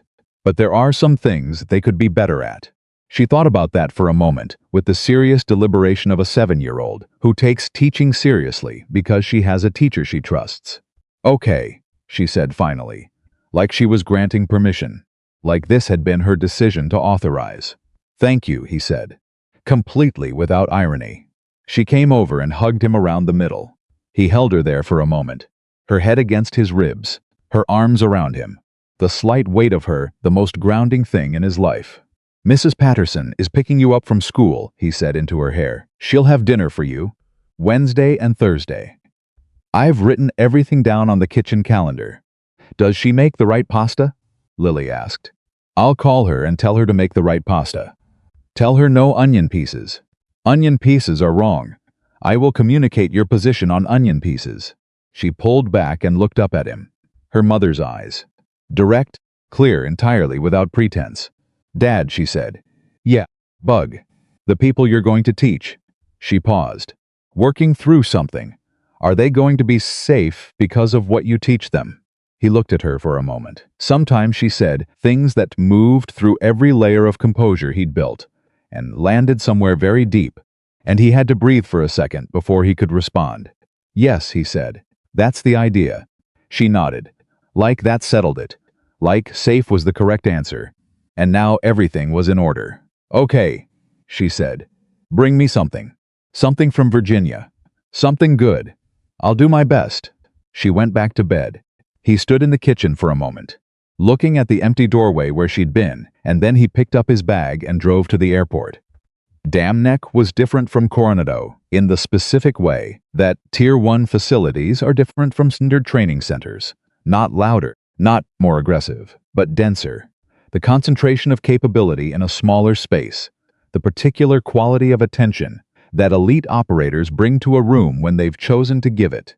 Daniel walked into the DV GRU training facility at 830 and was met by a commander named Farrell, who was about 40 lean, with the efficient handshake of a man who considers grip a communication. "We've been looking forward to this," Farrell said. "Good," Daniel said. They walked. Farrell led him through the facility toward the main classroom block, and as they walked, Daniel noticed something. 3 different people they passed in the hallways, senior operators, experienced men, the kind who did not alter their behavior for visitors, tracked him with more attention than a civilian instructor warranted. Not hostility, assessment. The specific, trained attentiveness of people who had been told something about him, and were now reconciling the information with the actual person. He had been in this position before, in a different life. It felt the same. The classroom had 22 people in it. Senior training cadre, 3 active team leaders, 2 senior chiefs, and the DevRU training director, a 1-star named Holloway, who had the particular stillness of a man who had been dangerous for a very long time and had learned to wear it quietly. Holloway stood when Daniel came in, which was not standard. "Carter," he said. He did not offer rank. He did not offer the civilian designation. He just used the name, which meant he knew enough to know that title was an insufficient category. "Admiral," Daniel said. Holloway gestured toward the front of the room. "It's your time," he said. "We're here to learn." 22 of the best-trained operators in the United States military, watching a man in a plain shirt set up at the front of a classroom. Daniel put his laptop on the desk. He opened the formula document. He put Kowalski's photograph on the first slide, the one in Kuwait in 2001. Squinting into the sun, laughing at something off camera. He looked at the room. "Before we talk about the math," he said, "I want to tell you about the man who developed it." The room was quiet. "James Kowalski," Daniel said, born in Scranton, Pennsylvania, 1977. Joined the Navy at 19. Made it through Bud SH on his second attempt because his first attempt ended with a stress fracture in his left foot at week 6, and he rang the bell. And he spent 6 months deciding whether that was the end of the story. He paused. It wasn't the end of the story. He came back, and he finished, and he spent 7 years being one of the best operators I've ever seen in any theater, in any condition, under any kind of pressure. Another pause. In the fall of 2002, in a courtyard in Mosul, with a piece of chalk and a thermal scope and a very specific problem that the standard formula couldn't solve, he sat down and worked out an equation that saved 4 lives the first time we used it. Daniel looked at the photograph on the screen. He was 25 years old. He was so proud of that formula. He kept a copy of it folded up in his chest pocket for the rest of the time I knew him. He stopped. He let the room hold that for a moment. He died in 2003. He was 26. He's one of 4 names on my arm. He looked back at the room. "When you use this formula, and I believe you will use it, and I believe it will work for you, the way it worked for us, I want you to know whose mind you're using. I want you to know that a kid from Scranton who failed Bud SSH, his first time figured out something that the Naval Special Warfare curriculum missed for 20 years. He looked around the room. That's who built this. Now let me show you how it works." For the next 4 hours, Daniel walked 22 of the best tactical minds in the American military through every variable, every edge case, every condition threshold, and application protocol of a formula that a 25-year-old from Scranton had worked out with chalk in a Mosul courtyard. They asked good questions, the kind of questions that revealed they were not just learning the formula, but testing it, looking for weaknesses, looking for failure conditions, looking for the places where it might break under pressure. He answered every question completely. He welcomed every challenge. 3 times, he said, "That's a good edge case. Let me work through it with you. and then work through it at the whiteboard until the answer was clear. At one point, a senior chief named Garza, a compact, intense man who had been taking notes continuously since Daniel started, said, "The temperature inversion case. You said you field tested it in a specific condition set. What were the exact parameters?" Daniel described them. Garza stopped writing. He looked up. "We had a mission in 2019. Elevation 340 meters, 18-degree temperature differential, similar wind profile. Our shot was off by exactly the margin your formula would have corrected. The room was very quiet." "Did it matter?" Daniel asked. Garza held his gaze. "It mattered." Daniel nodded once. "Kowalski would want to know he was right," he said. "He always wanted to know he was right." Something shifted in the room. Not dramatically. Just the particular, quiet shift that happens when a group of people who have been listening to technical information realize they've been listening to something else as well. something that requires a different kind of attention. Holloway, sitting in the back row, had not taken a single note. He had been watching Daniel continuously for 4 hours with the focused stillness of a man in the process of comprehensively understanding something. During the lunch break, he pulled Daniel into the corridor. "The engagement in 2003, Holloway said." He said it directly, without preamble, the way senior flag officers ask questions they've earned the right to ask. "You don't have to answer." "I know," Daniel said. A pause. "I'm going to ask anyway," Holloway said. "I know," Daniel said again. Holloway looked at him. 4 men, 1 survivor. The mission summary says the engagement was successful, but 4 men died in a successful engagement. He paused. "How does that work?" Daniel was quiet for a moment. He looked at the wall. He looked back. "The mission objective was achieved," he said carefully. "The asset was secured. The intelligence was recovered. By the standards of the operational brief, it was a success." He stopped. He started again. "By the standards of the men who didn't come home, it was the worst night of my life." Holloway said nothing. "We walked into a compromised position," Daniel said. Someone had moved. Something had changed in the 12 hours between our planning brief and our insertion, and we didn't know it. I was the overwatch element. I was positioned separately from the primary team when the contact initiated. He stopped. He had told this story exactly twice in 20 years, once to the debriefer. Once, to a therapist he'd seen for 4 months in 2004 before deciding that talking about it wasn't helping him move through it. But something about Holloway's directness and the photograph of Kowalski, still on the laptop screen in the classroom behind them, made him keep going. I could cover 3 of the 4 avenues from my position. The 4th avenue was low probability. The approach angle didn't make tactical sense for an adversarial element. The probability was below 2%. He paused. "They came through the 4th avenue." Holloway was very still. "I repositioned," Daniel said. "I covered what I could from the new position. I engaged 11 targets in the next 4 minutes. But there were 14. He stopped. He breathed once. "Slow, there were 14. Holloway said quietly. "And you've been counting for 20 years. Daniel looked at him. "Yes," he said. "I have." "And you came back here," Holloway said, "to this teaching." "Passing it on. Someone has to," Daniel said. "And I'm the one who's still here to do it." Holloway held his gaze for a long moment. Then he said something that Daniel had not expected. "I was a team leader in 2003, Holloway said. "Different theater, different operation, but I lost 2 men in an engagement that hinged on an overwatch coverage gap. Low probability avenue of approach." He paused. "Nobody ever told me there was a formula for calculating coverage probability that accounted for that specific variable." He paused again. "Kowalski's formula. If it had been in the curriculum in 2003, he stopped. He didn't finish the sentence. He didn't need to."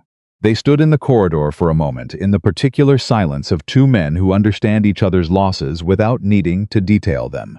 "It's in the curriculum now," Daniel said. Holloway looked at him. "Yes," Holloway said, "it is." That evening, after the second day's session, Farrell took Daniel to dinner off base, a diner. Quiet, good coffee. Farrell ordered pie and talked about his family for a few minutes and then said, "Can I ask you something personal?" "You can ask," Daniel said. "Hayes called Holloway before you arrived," Farrell said. Gave him a full personal brief on you. Background: the evaluation at Coronado, the range assessment results, the tattoo, your daughter. He paused. He also told Holloway something that I don't think he meant to add, but he did. He said Farrell looked at his coffee. He said he'd asked you what your rank was in front of a room full of people, and that it was the most professionally embarrassing moment of his career. Daniel was quiet. Richard Hayes never's never anything like that about anything, Farrell said. In the entire time I've known him, he doesn't say things like that. He was being accurate, Daniel said. He was being honest, Farrell said. There's a difference. Accurate is correctness. What Hayes did was honesty. He admitted he was wrong in a way that cost him something. Farrell looked at him. What did you do to him in that briefing hall? He called Holloway, and his voice was different. Daniel thought about Hayes standing at attention in front of 62 people, holding a salute to a man in a faded gray shirt. The 5 seconds. The particular sound the room had made, not noise, but the absence of it, which has its own acoustic quality. Nothing, Daniel said. I just told him the truth. The truth changed him, Farrell said. The truth usually does, Daniel said. Most people are just afraid of what it's going to cost them. Farrell was quiet for a moment. He drank his coffee. My youngest is 9, he said. Boy, he thinks I'm gone all the time because my job is boring. Good, Daniel said immediately. Farrell looked at him. Let him think it's boring, Daniel said. Let him think you push papers and go to meetings and nothing interesting ever happens. Give him boring. Boring is the greatest gift you can give a 9-year-old. Farrell stared at him for a moment. You sound like you've thought about that. I have a 7-year-old who thinks I stand at a range all day and watch people shoot, Daniel said. She thinks it's the most boring job imaginable. She tells her friends her dad is a teacher. He paused. I have never been more proud of a description in my life. Farrell put down his coffee cup. He looked at Daniel Carter at the plain shirt, the old boots, the complete and utter absence of performance, and he laughed. A real laugh. The kind that starts in the chest. A teacher, Farrell said. Her words, Daniel said. That night in the hotel room in Virginia Beach, Daniel called Lily at 1930. She answered on the second ring. Did you tell Mrs. Patterson about the onions? Was the first thing she said. I told her, he said. Were there onion pieces? Were there? A pause. There were a few, she said, with the tone of someone reporting a minor war crime. But I ate around them. I'm proud of you, he said. It was very hard, she said. I know. How is Virginia? Cold. Good coffee. Did you find me something? I'm working on it. She was quiet for a moment. The background noise shifted, the television changing channels. The sound of Mrs. Patterson's house. Dad, she said. Yeah. Bug. Did you teach them good things today? He thought about Garza stopping mid-note. He thought about the room going quiet. He thought about Holloway in the corridor saying 2 men. A coverage gap. He thought about Kowalski's photograph on the screen. And 22 of the best operators in America writing down the math of a kid from Scranton who failed Bud SH his first time. Yeah, he said. I think I did. Good, Lily said, with absolute satisfaction. Like this was the correct outcome and she had expected nothing less. I'm going to bed. Miss Patterson is making me. Mrs. Patterson is right. She's very bossy. She's looking after you. Same thing, Lily said. Good night. Bug. Night, Dad. Come home Saturday. Saturday, he confirmed. I promise. The line went quiet. He sat in the hotel room for a moment. He thought about promises. About the specific weight of them. He'd made 4 promises at a memorial service in 2003, 1 for each name. 3 of those promises he was still keeping. The 4th, the one he'd made to Kowalski specifically, about the formula, he'd kept that one this week in a classroom in Virginia Beach, with 22 people writing it down. He thought about Kowalski squinting into the Kuwaiti sun, laughing at something off camera. Got you, Daniel said quietly to the empty room. Got you, in the curriculum. He turned off the light. He was home Saturday morning at 847. Lily was awake and waiting and had opinions about the gift he'd brought, a small carved lighthouse from a shop near the Virginia Beach boardwalk, which she examined with great seriousness before pronouncing it acceptable, which was as good as excellent from a 7-year-old with standards.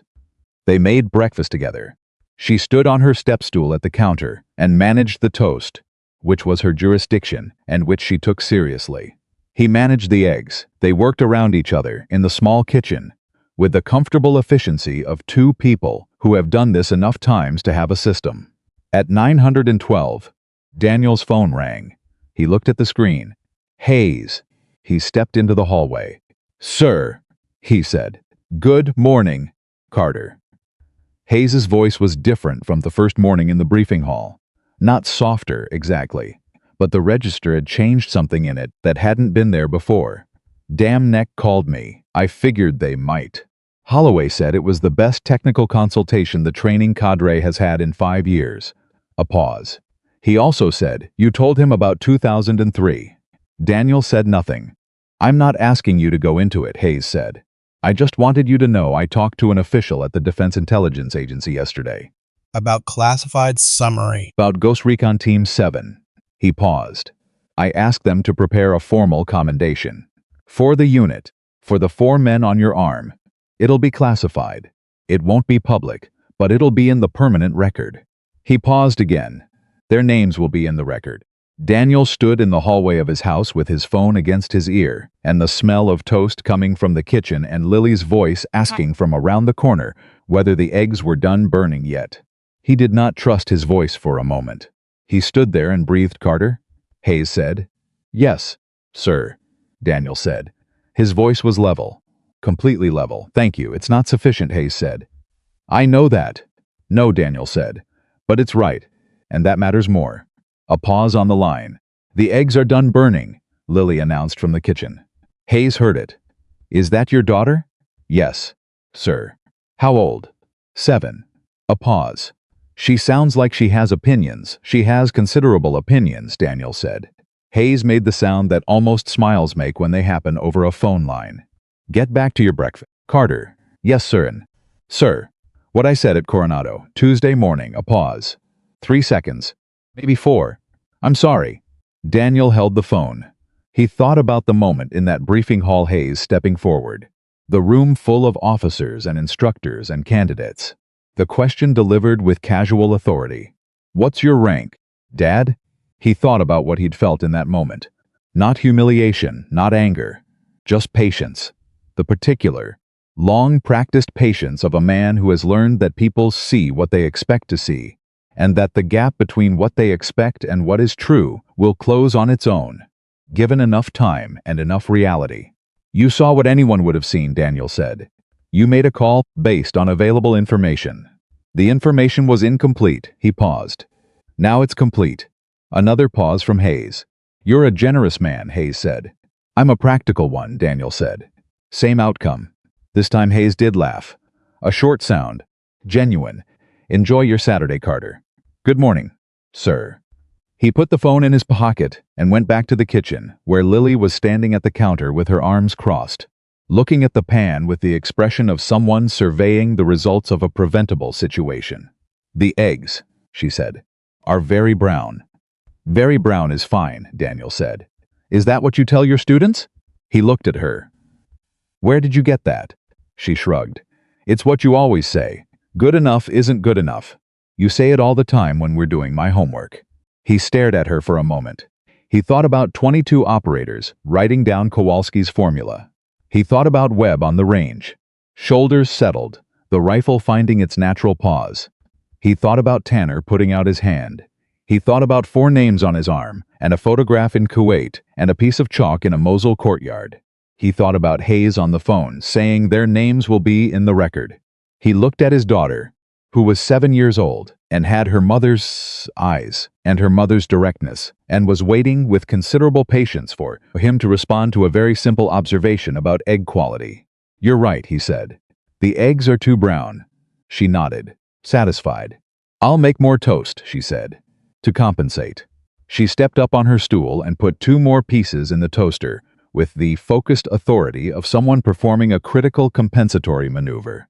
He stood in his kitchen and watched her.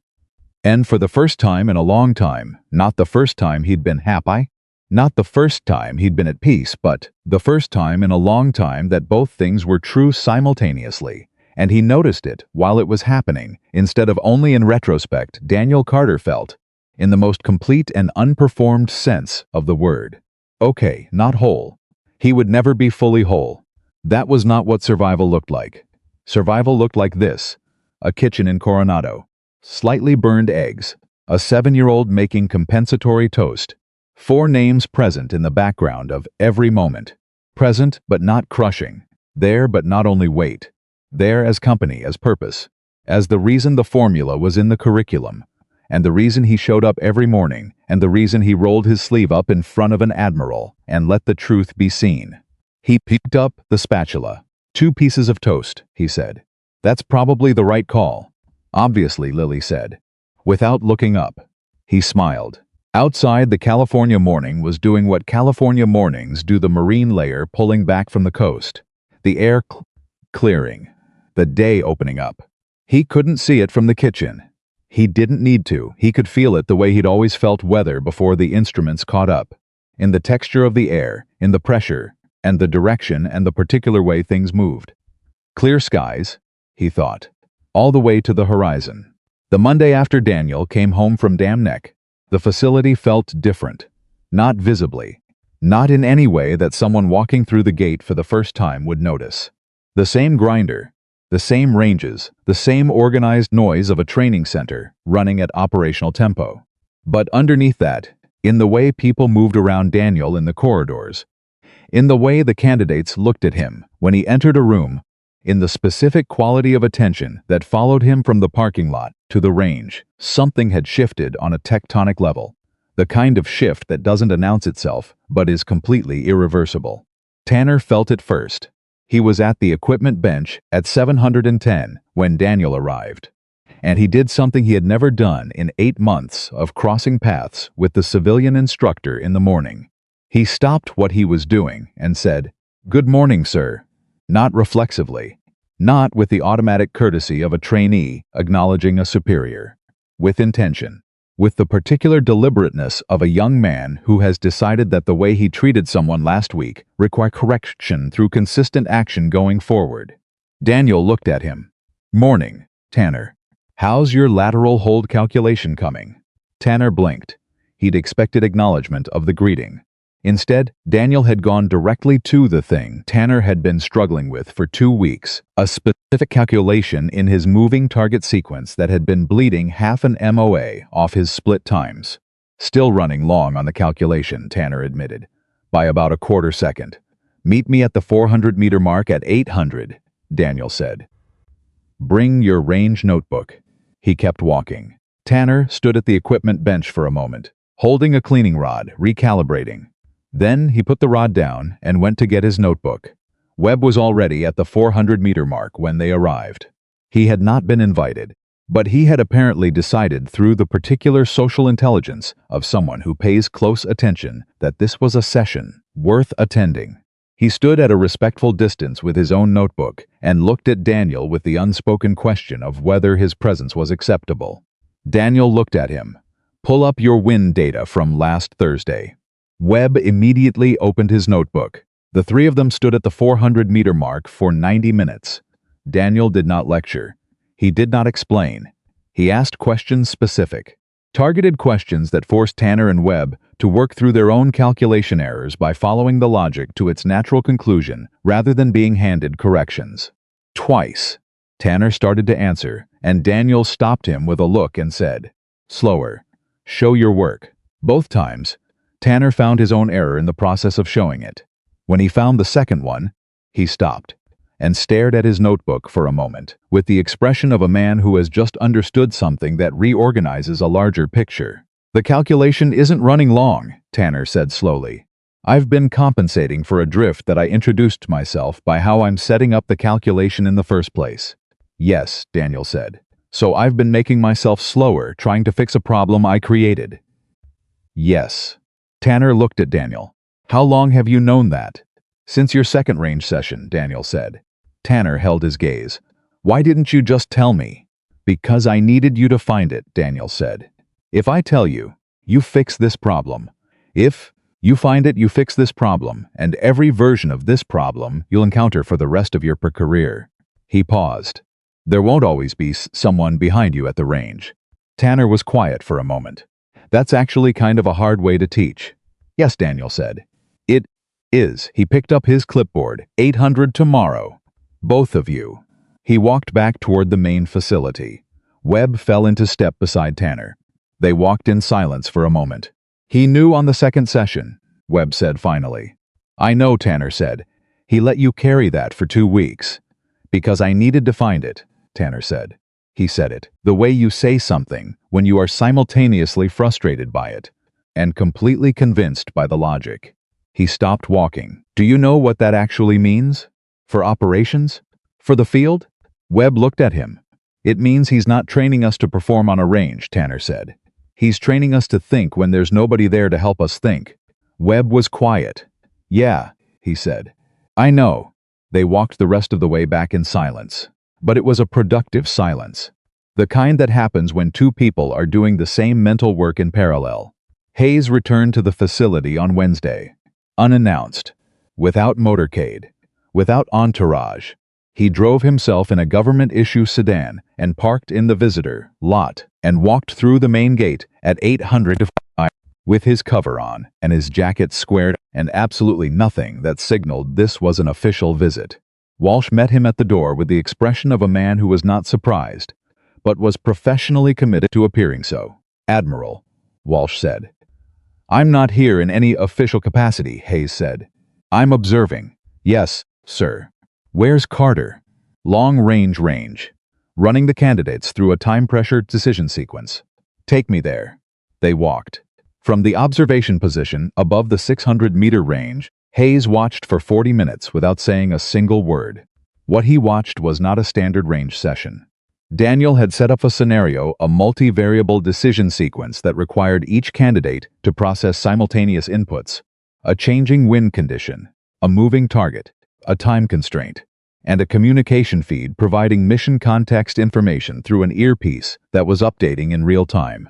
It was, Hayes recognized immediately, a simulation of the exact cognitive environment of a live operational Overwatch situation, not a sanitized training version. The real thing, compressed into a range context. The candidates were struggling. All 4 of them, Webb, Tanner, Kowalski's namesake Park, and a 4th candidate named Reyes, were making decisions under the kind of pressure that revealed where training ended and instinct began. They were making mistakes, and Daniel was letting them make the mistakes, watching each one, taking notes, saying nothing until each candidate had completed the sequence. Then he brought them in. Hayes watched Daniel debrief all 4 candidates simultaneously, a structured, rapid-fire process that moved through each decision point in the sequence, identified each error without softening it, and traced each error back to a specific cognitive pattern rather than a technical failure. Park, your 3rd decision, Daniel said. Walk me through your logic. Park walked through it. He was halfway through the explanation when he stopped himself. I weighted the wind data over the target movement, he said.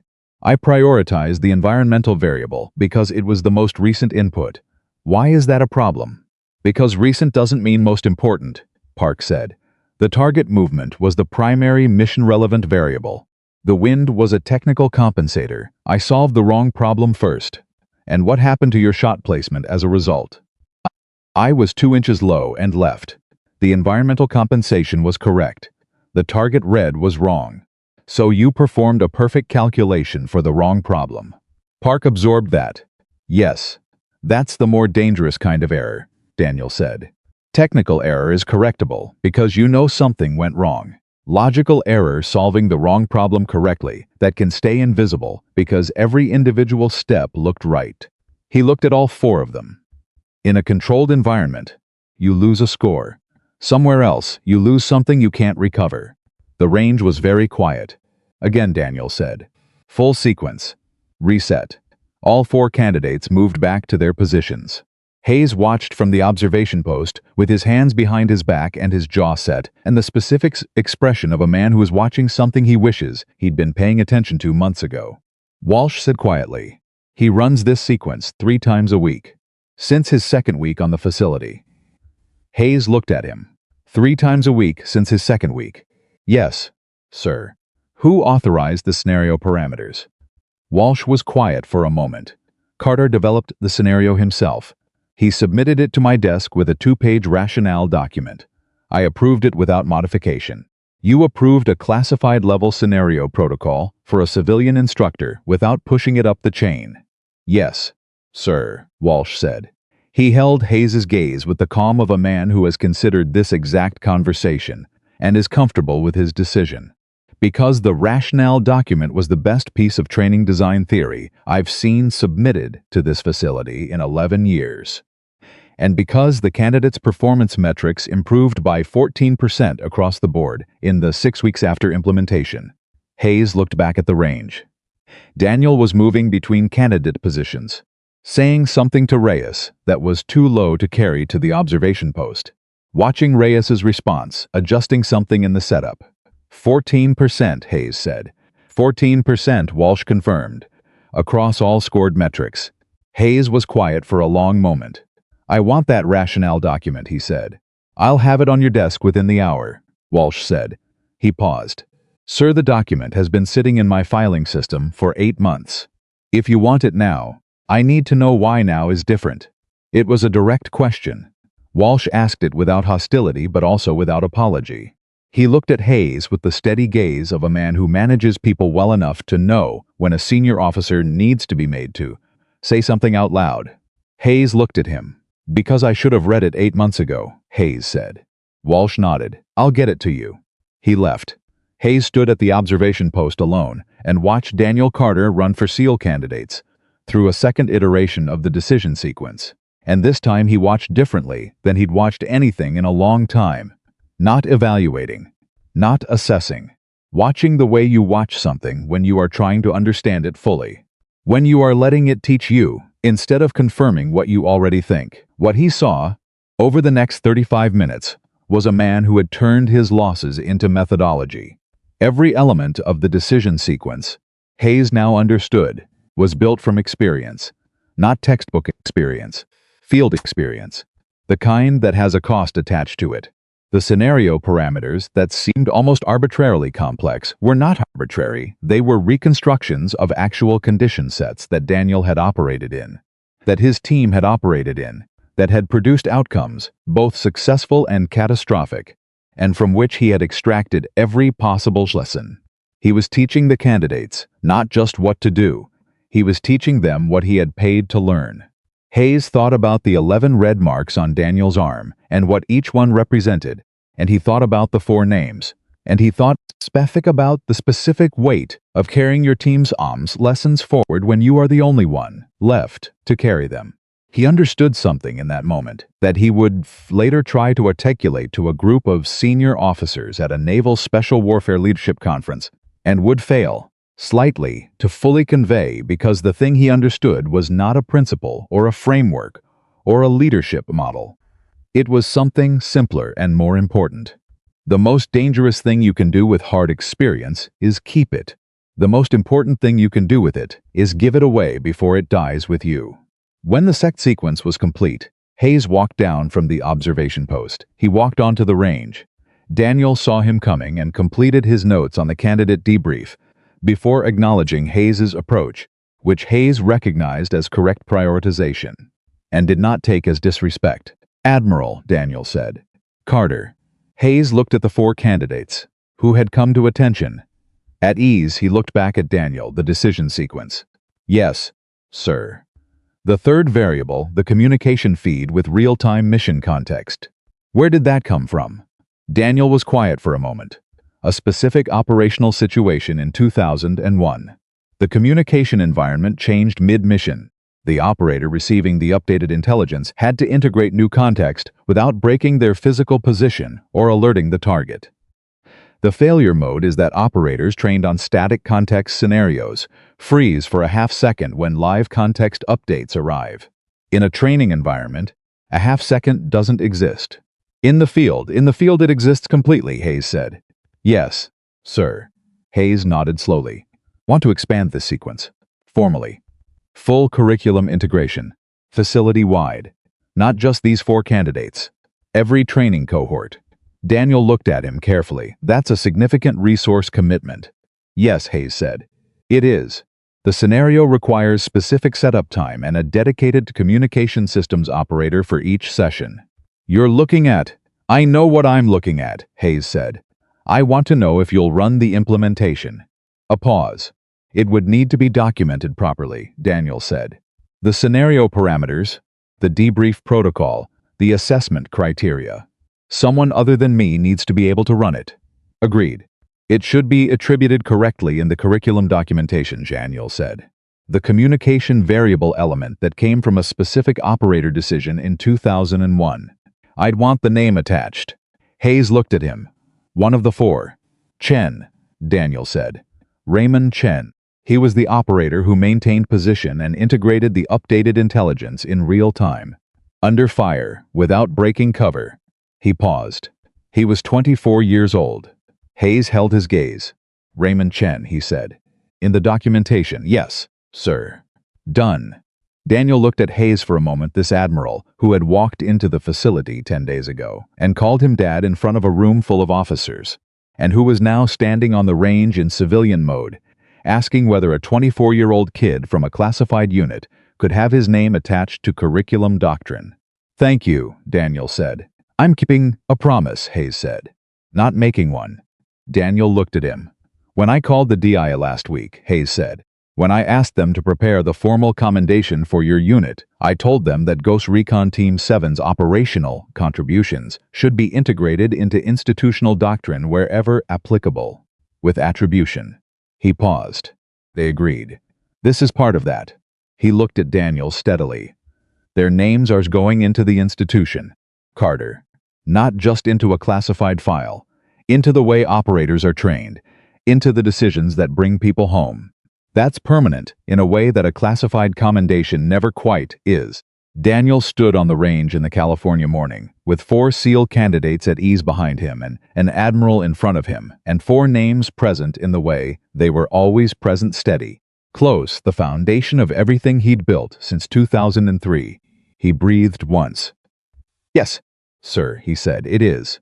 3 weeks after that conversation, something happened that Daniel had not anticipated and would not have predicted, and which arrived on a Tuesday morning, the way the most significant things in a life often arrive quietly, without announcement, in the middle of an ordinary sequence of events.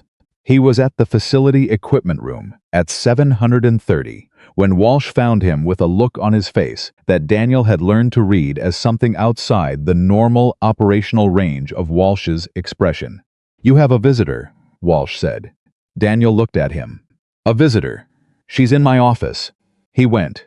The woman sitting in Walsh's office was in her early 30s, with dark hair pulled back practically, and the particular self-contained posture of someone who has spent years learning to take up a measured amount of space in rooms where she wasn't expected.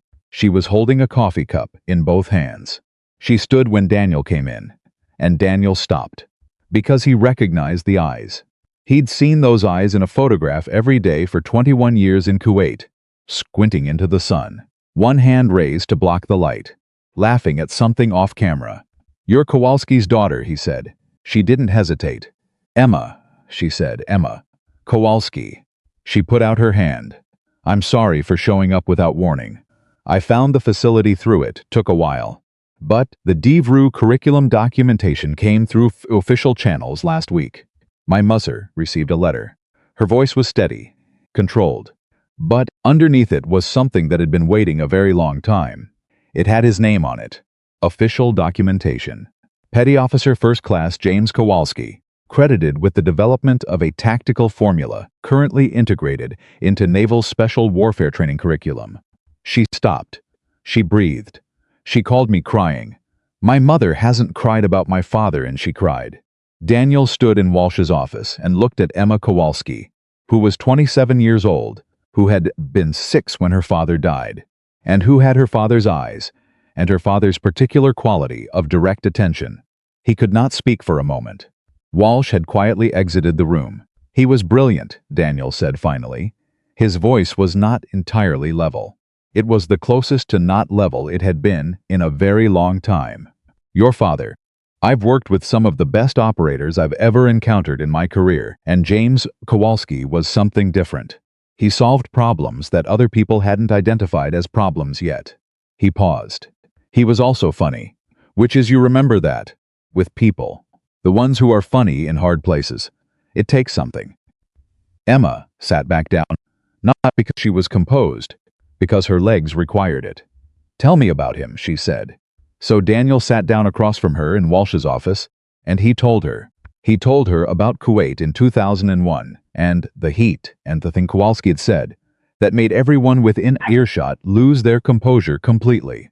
He told her about the evening in Ramadi when Kowalski had somehow acquired a guitar from a source he refused to identify, and played it badly and enthusiastically for 2 hours while the team sat around and said nothing, because saying nothing was preferable to admitting the music was terrible.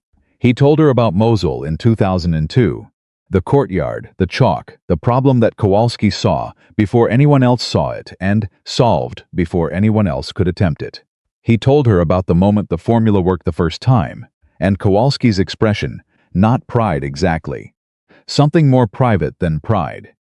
The expression of someone whose internal answer to a question has just been confirmed by the external world. He told her the true things, not the classified operational details. Those remained where they needed to remain, but the human things, the real things. The texture of who her father had been in the spaces between missions, which was where people actually lived, even in war. Emma listened with both hands around her coffee cup and her father's eyes very bright. When Daniel finished, she was quiet for a moment. "He talked about you," she said. "Not by name. He couldn't use names, but he talked about his team. He called you all. He had a word for it." She looked up. "He called you his people," he said. Everyone else in his life was family by birth or by choice, but his people were his people in a way that didn't have another word for it. Daniel held that. He held it the way you hold something that is both a gift and a weight simultaneously, that you are grateful for and undone by in the same moment. "We were," he said. "We were his people." She nodded. She looked at her coffee. She looked back up. "The formula is going to train operators for the next 30 years, she said. "That's what the documentation says." "At minimum," Daniel said. "His math," she said. Quietly. "His chalk, in a courtyard in Mosul. And it's going to bring people home." Daniel said. "It already has." She breathed in. She breathed out.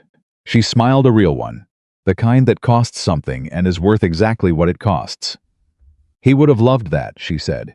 "He would have been insufferably proud of that." Daniel laughed. A real laugh. The kind that lives in the chest. "Yes," he said. He would have been completely insufferable about it. They sat in Walsh's office for another 40 minutes. Emma asked questions, and Daniel answered them, and the coffee got cold, and neither of them noticed.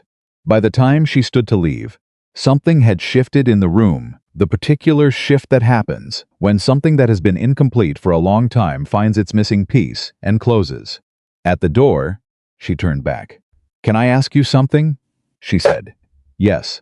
"Why did you come back?" she said. "Here. Teaching. You could have stayed away." "After everything, you could have stayed away from all of this." Daniel looked at her. He thought about 4 names on his arm. He thought about a formula in a curriculum. He thought about Webb's shoulders, settling at 600 meters. He thought about Tanner, finding his own error by following his own logic. He thought about Lily, on her step stool managing the toast. He thought about a 7-year-old girl who was 3 in 2003 and was now 27 and had just told him her father called them his people. Because the only thing worse than what happened, Daniel said, would be letting what they knew die with them.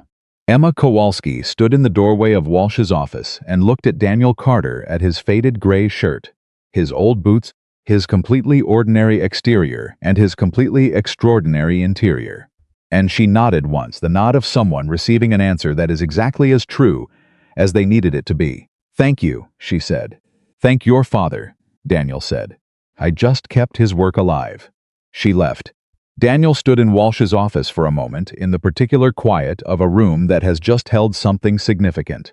Then he straightened his shirt. He picked up his clipboard. He went back to work. That afternoon, Lily's school called. Not an emergency, a good call. The kind that parents receive and remember. Her teacher, a woman named Mrs. Reese, wanted to let Daniel know that Lily had given a short presentation in class that day about what her father did for work. She said, "You're a teacher," Mrs. Reese told him. "She sees you teach very smart people how to think better when it's hard to think." Daniel was quiet for a moment. "That's yes," he said. "That's accurate." She was very proud, Mrs. Reese said. She told the class that her dad teaches people skills that help them come home safe. A pause. "I just thought you should know." He put the phone in his pocket. He stood in the corridor of the training facility with the sounds of the base moving around him, the range running, candidates on the grinder, the organized, purposeful noise of people training towards something that mattered. And he thought about a 7-year-old explaining her father's works to a classroom of second graders. He teaches people skills that help them come home safe. Not a legend. Not a ghost. Not Ghost 1, or a classified designation, or a range record, or a formula in a curriculum. A teacher. Her father. The man who showed up. 6 months after Emma Kowalski's visit, the Naval Special Warfare Training Center at Coronado formally incorporated what was now designated the Kowalski Protocol into its standard advanced curriculum. The incorporation ceremony was attended by Admiral Hayes, Commander Walsh, Master Chief Ortega, the 4 candidates who had been present through that week in October: Webb, Tanner, Park, and Reyes, and 1 civilian instructor in a plain shirt and old boots who stood at the back of the room and watched James Kowalski's name get written permanently into the institution that would train American operators for generations. Hayes gave a short address. He talked about doctrine and advancement and the obligation of institutions to integrate the lessons of experience into formal training. He talked well. He was a man who understood language and authority and how to use both. But before he concluded, he stopped. He looked at the back of the room. He looked at Daniel Carter, and he said to the assembled group, quietly but with complete clarity, "The man who brought this protocol to this institution asked for nothing in return. Not credit, not recognition, not rank or title or formal acknowledgement. He asked only that the people who brought this knowledge be remembered correctly." He paused. "They are, and so is he, whether he wants to be or not." Daniel looked at the floor. Then he looked at the 4 names on his forearm, which his rolled sleeve had exposed in the warmth of the room. Marcus Doyle, James Kowalski, Raymond Chen, David Park, present, as they were always present, not as loss, as company, as purpose, as the 4 men who had trusted him with their lessons and whose trust he had spent 20 years being worthy of. After the ceremony, Webb found him in the parking lot. "Sir," Webb said. Daniel looked at him. Webb had changed in 6 months. Not physically, though he stood differently, with the specific settled authority of someone who has found the foundation of their confidence, confidence, through earned experience rather than assumed it. He was 3 months from completing the program. He had the range scores of an operator 5 years his senior. "I got my first team assignment," Webb said. Daniel nodded. "Good team?" "Good team," Webb said. "I wanted you to know." He paused. "I also wanted you to know something else." He looked at Daniel directly. The breathing correction on the range. "My first week here. I've thought about that correction almost every day since." "You've corrected it," Daniel said. "That's not what I mean," Webb said. "I mean you corrected me before I knew something was wrong. Before I knew I had a problem. You saw something in me that I couldn't see in myself."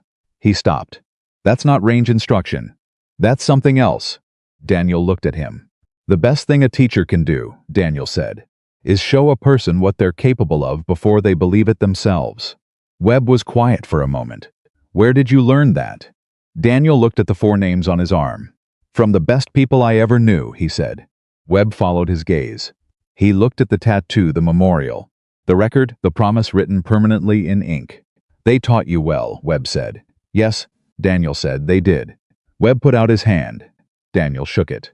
Webb walked to his car, and Daniel watched him go, and he thought about the specific mathematics of legacy, how it multiplied instead of dividing, how everything you gave away came back in larger form in the people who carried it forward, how James Kowalski's chalk equation was now in Webb's head and Tanner's head and the heads of 47 other candidates who had run the protocol since October, and how those operators would carry it into the field and use it in ways that would never be traced back to a courtyard in Mosul in 2002, but would be shaped by it, absolutely, invisibly, permanently.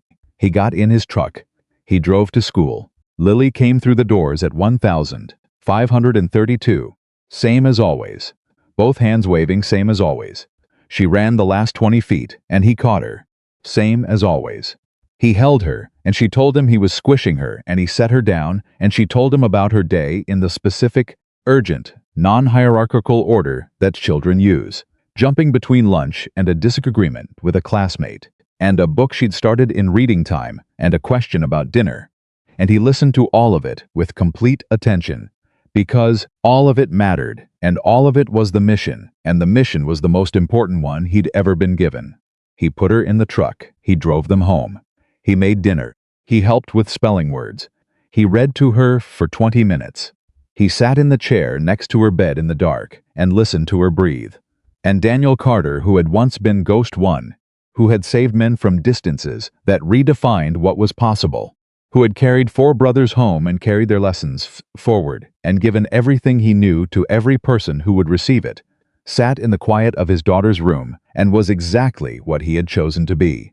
Not a legend, not a ghost, not a rank or a record or a name in a classified file.